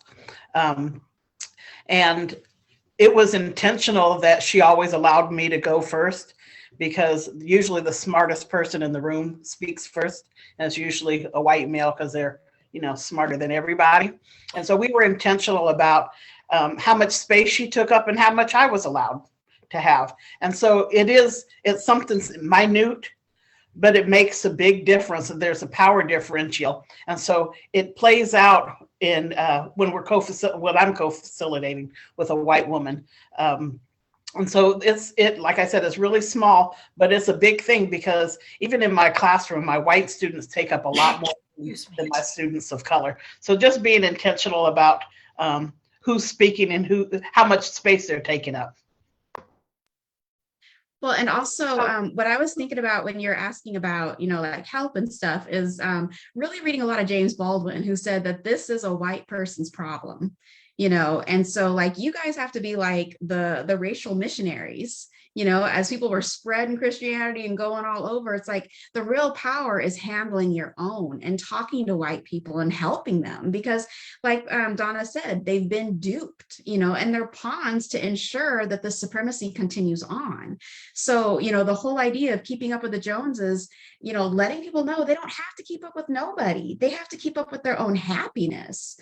Stop with the comparison to try to feel grander than everybody else. But if you're that white man that is interrupting things, that's powerful, to try to dictate over other people. But if you can like wrangle your own and say, you know what, I'm sorry, but you've been led astray. Or have you ever considered, because there's a reason why it's called the American dream. It's not real. You got to fall asleep in order to actually experience that. And so if you can be that white man that's like, yo, can I help you a little bit? Because you're lost. You can have your own little book of James Baldwin and be that missionary and be like, let me give you the word, because James Baldwin already figured this out. And he said, this is truly a white man's problem. And thank you for doing the work. I appreciate that too. I just wanted to chime in that, the progressive stacking order, we had a really interesting experience with it this year. We had an opportunity to facilitate an all-Black group of folks where we implemented progressive stacking order. And so typically when we've used it, as Hobbs explained, we use it according to BIPOC, which I think I'd really love to address the term BIPOC and hear people's perceptions about the use of that term. I know, Ms. Paula, what you think about it, but and many folks do. But I think for a tool that allows us to kind of delineate experiences to be able to separate Black folks and Indigenous specifically from people of color, very helpful, because I don't like being grouped in as a Black person in the Black experience specifically in this country into when white folks talk about us. And so I think, Cousin David, you know, being aware of when those things are occurring is really important for white folks to say, well, wait a minute, you're saying people of color, but you are specifically addressing Black people. Who do you mean? I'm confused. Can you be specific? Because 9 times out of 10, that's going to fall to me. That's going to fall to Marcus. That's going to fall to Catherine, Miss Paula, my mom, Hobbs. We're going to have to call that out. It's exhausting because it's always confrontational. And it's always coupled with the fact that, oh, you're angry. Oh, you're defensive. No, I would just like to be acknowledged and addressed properly. Doesn't everybody want to be addressed properly by their name? So that's the first thing. But it was very interesting when we start looking at privilege and what's the pecking order, what's the stacking order when race is not the common denominator. I mean, when it is the common denominator amongst us, when we're all Black folks. So then we start getting into colorism. We start getting into education. We start getting into cisgender, non-binary, trans identity. We start getting into age. We start getting into ability, you know, and people really struggled with it because, again, even in Black spaces, Black cis men believe they should be the first ones to speak. And so they got put down on the bottom, and then cis Black women. And so then elders and darker complexion folks and children move to the forefront. So there's many ways that we can address this, but I think one, having an awareness of what you're listening to, but you have to also seek it out and put yourself in those spaces continually to become aware. We as Black folks, we grew up in white spaces. We've been indoctrinated on white, but we all hold PhDs in white folks and white culture at the time of entering grade school. So, you know, there's no way to get it. And you see everybody shaking their head. So, you know, that's factual. We have had to understand white folks better than they understand themselves. And so I think the best way to understand how you as a white person can come into these spaces of color with Black folks, Indigenous, other folks of color, you have to indoctrinate yourself. You have a Latina daughter, you indoctrinate yourself into Latino culture. You know, that's a huge step. You learn the language, you go to the country, you eat the food, you know the people, you fit in. You know, that is huge. That is a huge thing that you're doing in your life.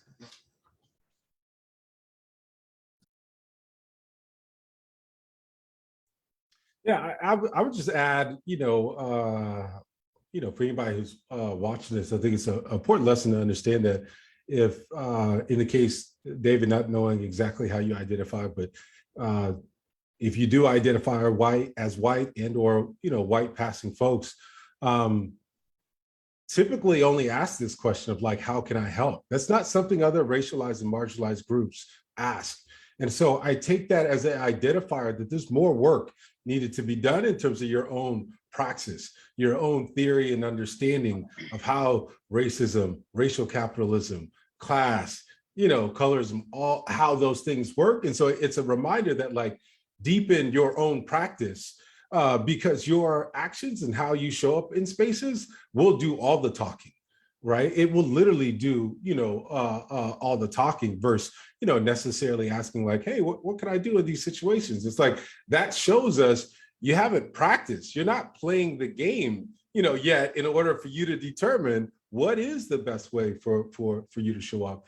And, maybe just an addition here is like, we have to be mindful of how our understanding of racism and how it plays out, how that is transitioning, how it is evolving. For example, and again, with all due respect, I think Bruce mentioned, hey, we need to tax the wealthy. But if we tax the wealth, that doesn't stop them from accumulating wealth. Therefore, that doesn't stop exploitation of Black and brown folks, right? And so that's not enough. That's an old sort of progressive liberal narrative we've been sold. It's like, we just got to tax it. That doesn't stop the accumulation and therefore the exploitation of Black, brown, and even poor whites, right? And so you need a complete dismantling of those systems in order to see, something different from a structural, standpoint. And it's, just important that we're all being critical of like, what narratives has America, whether it's being progressive or liberal, sort of like conditioned us, this social conditioning of saying, you just need this one fix. You just need this. Actually, no, I need to do away with the logic of America. In order for me to create an alternative, I have to do away with this idea that this is a democracy, that we can't just vote ourselves out of this, that we can't just, be some version of Black excellence, Black capitalism, or whatever. That is actually a lie. And I would say there are phenomenal scholars like Cedric Robinson, Robert L. Allen, there's pick up Walter Rodney, right? There's so many other folks who let you know way back then, like it wasn't working. And here we are in 2021, like, it's still not working. And so we have to, again, do our own work to make sure that we're departing from this American logic and narrative. And can I say one of the tenets of critical racism and critical race theory is the permanence of racism. So no matter what you do, it's going to be there. It's built into our system. Donna said something about, I think it was Donna that said something about the fish don't know that they're in water. It is that pervasive. And so racism, it hits on every system that we have: educational, law, housing, healthcare. There is stats on all of those. So you can't just pinpoint, oh, we're going to take care of the wealth. The permanence of racism is still there. And so there's going to be a way. I mean, brown people, where bananas grow is where brown folks are. They have stopped importing bananas, and now they, genetically modified most of our bananas. So they've already taken the wealth away from these brown people by genetically modifying. So anything that we try to do to interrupt that system has been superseded, and it continues to grow. So we can't just say, we're going to stop this. Yeah, you might stop this, but there's 99 other things that are going on. So the system is pervasive. Racism is alive and well. And yeah, it's going to take all of us working together to end it. So I also want to add that I think. Whoa. I'm going to switch the conversation because we have 3 people who have not spoken and 1 who has spoken a little bit. So that I need to hear from Caitlin, Barbara, and Steve. So Caitlin, let's hear you. And you probably, Caitlin, can you hear me? You probably have a lot to say because you've been through an experience in the last year and a half. So thank you, Amadana. I think there's a lot kind of between, I know we've been talking about a lot in this room, kind of between critical race theory and not. I think one of the things I did want to say was just making sure that we're normalizing these behaviors. Like, let's normalize bringing progressive stacking order into all spaces. If white folks, we have the power to bring progressive stacking order into rooms where we're the majority, especially like white males, bring that into your space, and making sure that you're giving, making sure that people who are, marginalized or within marginalized communities are having, the first voice. I think that's would be a good kind of an indicator that you're like listening. I think there's a lot. I've been thinking a lot about kind of what Catherine was saying about the not having the whatchamacallit. And I hear this from a lot of white people too, being like, well, I know for a fact that there's 2 parts of my family that were slave owners. There's a lot of like, I can't be atoned for the sins of my, family. And a lot of white people like to say that. But I think there is a part for white folks to acknowledge the totality of the history of this country, and not just saying that was such a long time ago. That's one of the big messages that I hear from a lot of white folks, being like, that's not my problem. Like, I was on welfare, like I've had a family member say that directly to me. So like, I didn't ask for handouts. I didn't do any of these things. Why should I, be given any, special treatment? I don't have privilege. So I think there's a lot that we need to look at as white folks, just making sure we're aware of the history of this country. And I think critical race theory, again, it's being completely blown out of proportion, but race, I think, definitely has a place in schools. It should be taught in schools, getting the correct history of our schools. Marcus, I see you wanted to say something, so I'm going to default to you.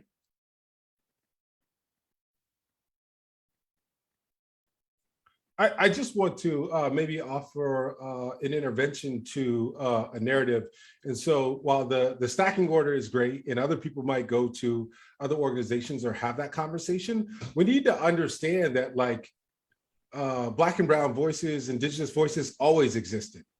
No matter how harmful and how oppressive, the West has been.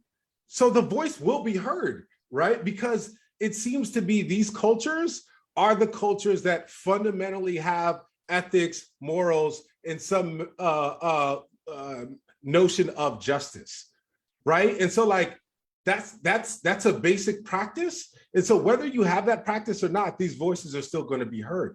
That is like the history of the West, right? And so I think one of the tensions with starting the conversation at critical race theory is critical race theory doesn't hold history very well. And here's what I mean by that. Black folks and other Indigenous folks around the world existed before European folks. Why isn't that a part of the story? If you learn more of that history, we have a better understanding of how we've created these notions of race and how we've erased these other, but that's not a part of critical race theory. So this is what I mean by critical race theory not being accessible to the general public. Because if it starts in law, who had the opportunity to learn law? Folks who was getting PhDs and so on and so forth, right? And so again, it's like, read W.E.B. Du Bois was mentioned. Read, Carnegie Woodson. Read, Kwame Nkrumah, J.A. Rogers, Horace Campbell. Like, there's a lot of other folks who give you a sense of history prior to, this creation of, what's called, and it shows you that the, again, act of Black resistance or rejecting capitalism or rejecting colonialism, imperialism, that's been an ongoing fight. Since. Okay, I'm gonna stop you, Marcus. I'm gonna let my teacher come in. So I have 3 students that have not spoken, 2 who have not spoken, 1 who has not spoken. So Barbara, I need to hear from you first, then Steve, then Bruce. So thank you, Marcus. I love your passion, brother. Yeah, I've been enjoying listening to you, Marcus. Thank you. I'm a veteran teacher. I taught for, 30 years, mostly middle school and high school and all sorts of communities. And I have to remember that people of color I worked with in Southern Oregon were people who spoke Spanish, and migrant students who were also blonde-haired, blue-eyed, who lived with all of the Spanish-speaking families, and they spoke fluent Spanish. And it was really unusual to see any Black people in Southern Oregon. And just so I was educating myself, I thought this was really weird because I came from the San Francisco Bay Area, where I was in a segregated educational system until the 4th grade, when I moved from San Rafael, California to Daly City, California. And we had, in my 6th grade class, 1 Black person. But in my family experience, because of my my dad's work as a dentist, and he did pro bono work, and because of my stepdad's work in the paint industry, we had family gatherings for all kinds of employees, including people of color. And so I thought, well, it's exciting to learn about culture.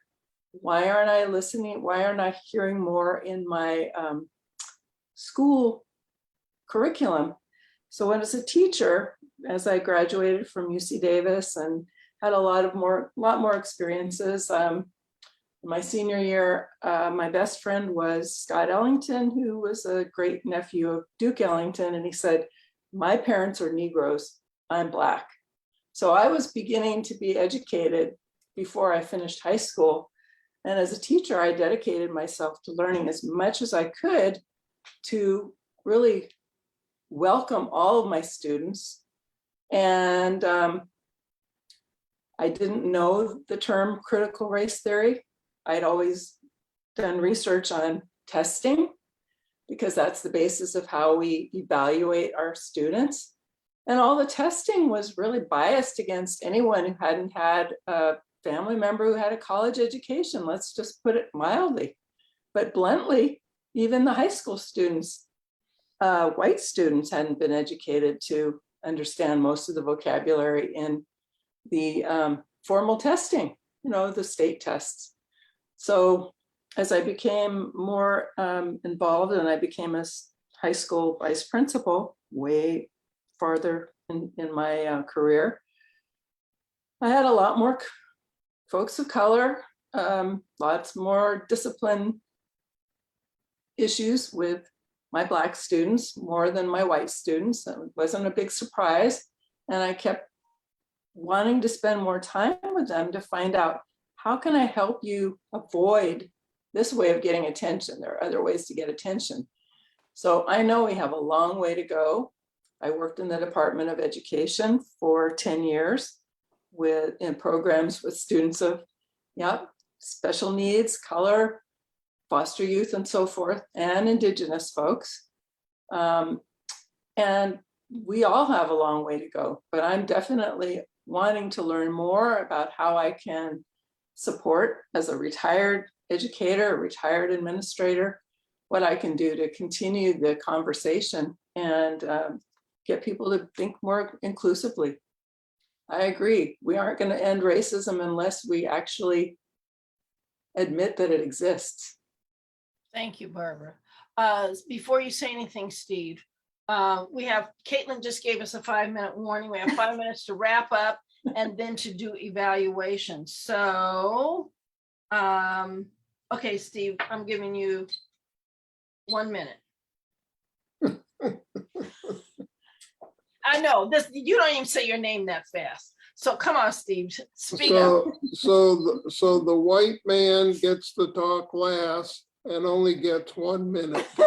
The assimilated white man gets to speak last. Now go ahead. That's reparations, Dad, but you're Jewish, so you get to go second to the last white man. Okay, go ahead. Now, I already spoke. It's 9 o'clock. But I will say this, the comment about it's a white man's problem is not true. It's everybody's problem. And until they all the groups understand this, we're not going to be able to make a lot of progress. It'll be slow. That's what the people in Singapore found out. They all had to accept their part of the problem. Thank you, Pomerantz. You done good. You done good. Okay, Bruce, very quickly, hit it. Well, I already did speak. I guess the older I get, the more I'm aware that there's no easy fix to this. And I agree we have to own the problem. But as I grow older, I become more aware that I have more to learn than I have to teach. And so it's more a matter of how I can really appreciate what everybody brings to the table that is so important and kind of stand in awe of their contribution. And then together, we have to find ways to reconcile and heal and to promote justice. And so I want to reiterate what Marcus was saying. All right, thank you. Caitlin, are you here with us still? Yeah, sorry, trying to get logistics working for the end of the forum. So, Hobbs, do you know what to say about the evaluation?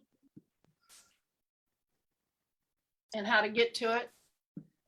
Yes, so we just put a link into the chat, and that's the evaluation. And we really encourage you all to take it because it helps us improve our programming for the future. And make it more streamlined, and we really appreciate that. And then also there is an incentive to do it. So if you do the evaluation, you will be automatically entered into a drawing to win a $25 gift card to the Third Eye bookstore, which is that Black-owned bookstore that we talked about a little bit in the beginning of the programming. It'll help you pay for that 1619 book that costs a whole bunch of money. So that'll be a great one.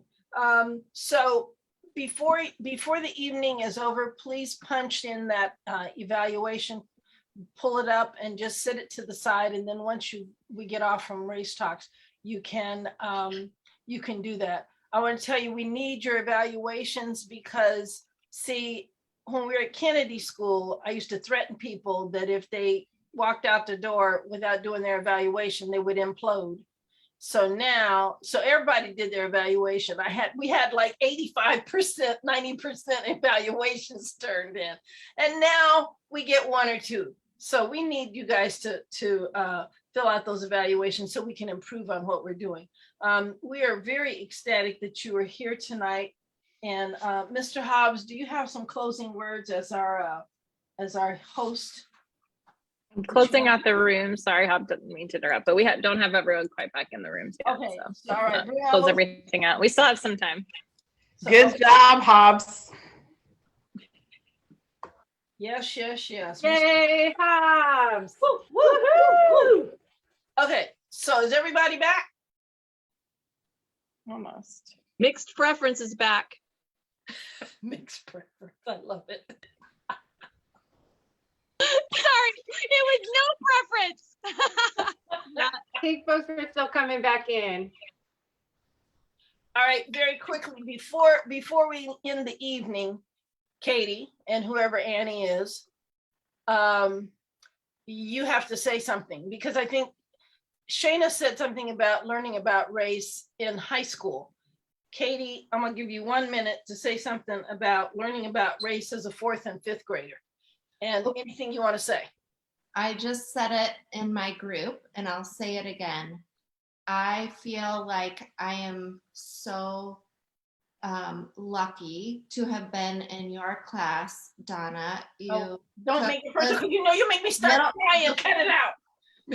You took this little fragile white child and just ripped the Band-Aid off for me very early. And it allowed me, as Catherine said, to, before that, you taught us in a way that was so powerful and truthful, but gentle and empowering. And so what you taught us is that, yes, this all happened and you are all leaders and you all have the power to change. So go out and do it. And I would guess that if you interviewed the classes that you taught, so many of us went out and did the best we could and are lifelong learners because of you. So I just feel so lucky that this happened early. And like Catherine said, now from then on, I had the choice. I had the choice to change, the choice to take action. And I so wish every kid had the chance that I did. Okay. So thank you. Oh. Thank you, all of you teachers. Okay, so Hobbs, is there anything you need to say? Yes, so I said it before, but I'm going to say it again. The evaluation link, it should be in the chat. We encourage you to please fill it out because it helps us with our programming. It helps us make it more streamlined. And if you remember from in the beginning of the programming, I said that if you fill out the evaluation, you will be automatically entered into a drawing, and you will have a chance to win a $25 credit to the Third Eye Bookstore. We also would really appreciate it if you subscribe to Race Talks, if you followed us on Instagram, if you went to our Facebook, just to keep up with Race Talks and what we're doing. We're going to be having a couple of programming coming up this month and next month. Pretty soon we're going to be introducing our virtual national tour. And we're going to be starting in Portland, but going to other cities and kind of doing this Race Talks programming in other cities. We're also going to be starting our White Alley Night, White Alley Affinity Night. So that's kind of similar to our BIPOC Affinity Night, but it's a Race Talks programming, and you should go to our website to learn more about it. We're also going to be doing February movies and March books. So definitely go to our website, definitely subscribe to Race Talks to find out more about that programming, because it's going to be really fun. And then, please subscribe. I mean, that's really all I have to say. And I'm gonna turn it to Miss Donna to say goodbye to the people. I'm not sure if we're gonna be doing the. Before you do that, Hobbs, I'm going to interject real quick. So I'm Shayna, as you all know, and I'm Donna's daughter. And it was actually our plan, because this was supposed to be Mom's big commemoration of. She keeps saying she's leaving Race Talks. She ain't going nowhere. Okay. Yes, I am. Famous last words. If anybody wants to put some money on this bet, let's do it. This is her last official night as executive director. And I'm stepping in as executive director to carry on her legacy. And I can't look at you and I can't look at Katie, because y'all make me cry, because y'all talk about each other and make me weepy, and I'm not weepy. But anyway, our plan was to go back to McMenamins and have a huge celebration, because this is where Race Talks started. But Flurona had other plans for us. And so we were not able to do this. But I just want to acknowledge this really incredible culmination tonight that happened in the main room. So if you weren't in the main room and you go back and you watch it streamed again, what you will see is a family conversation that took place that included my mom, my dad, and my bonus mom. So I just want to demonstrate the healing impact that Race Talks has in my own family, that it can have in your family. It might have looked like a very easy conversation. I'm 45 years old, or am I 46? I don't know. One of them years. 45. I'll be 46 in February. I'm that age where I can't quite remember. It's taken a long time to get us all in a room where we were not talking at each other.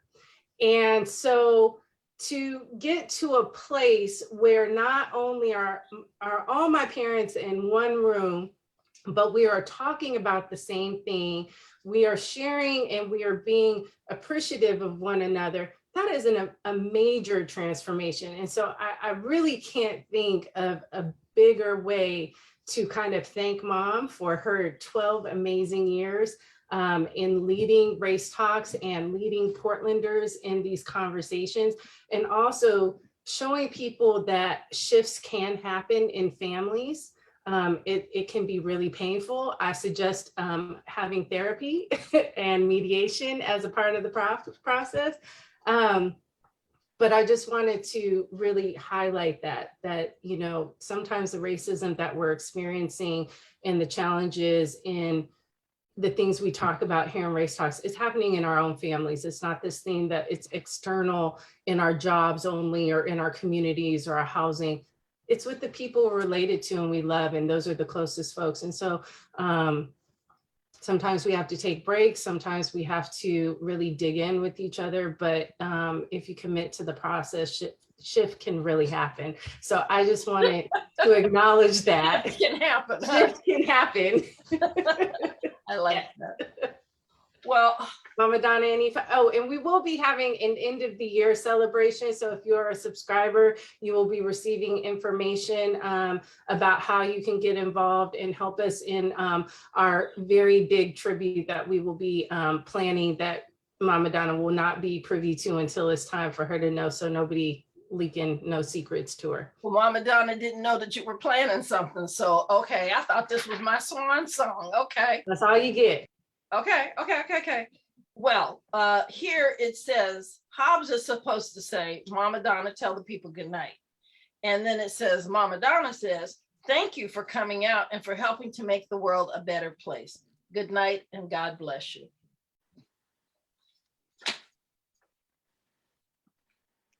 Yay, thank you, Mama Donna.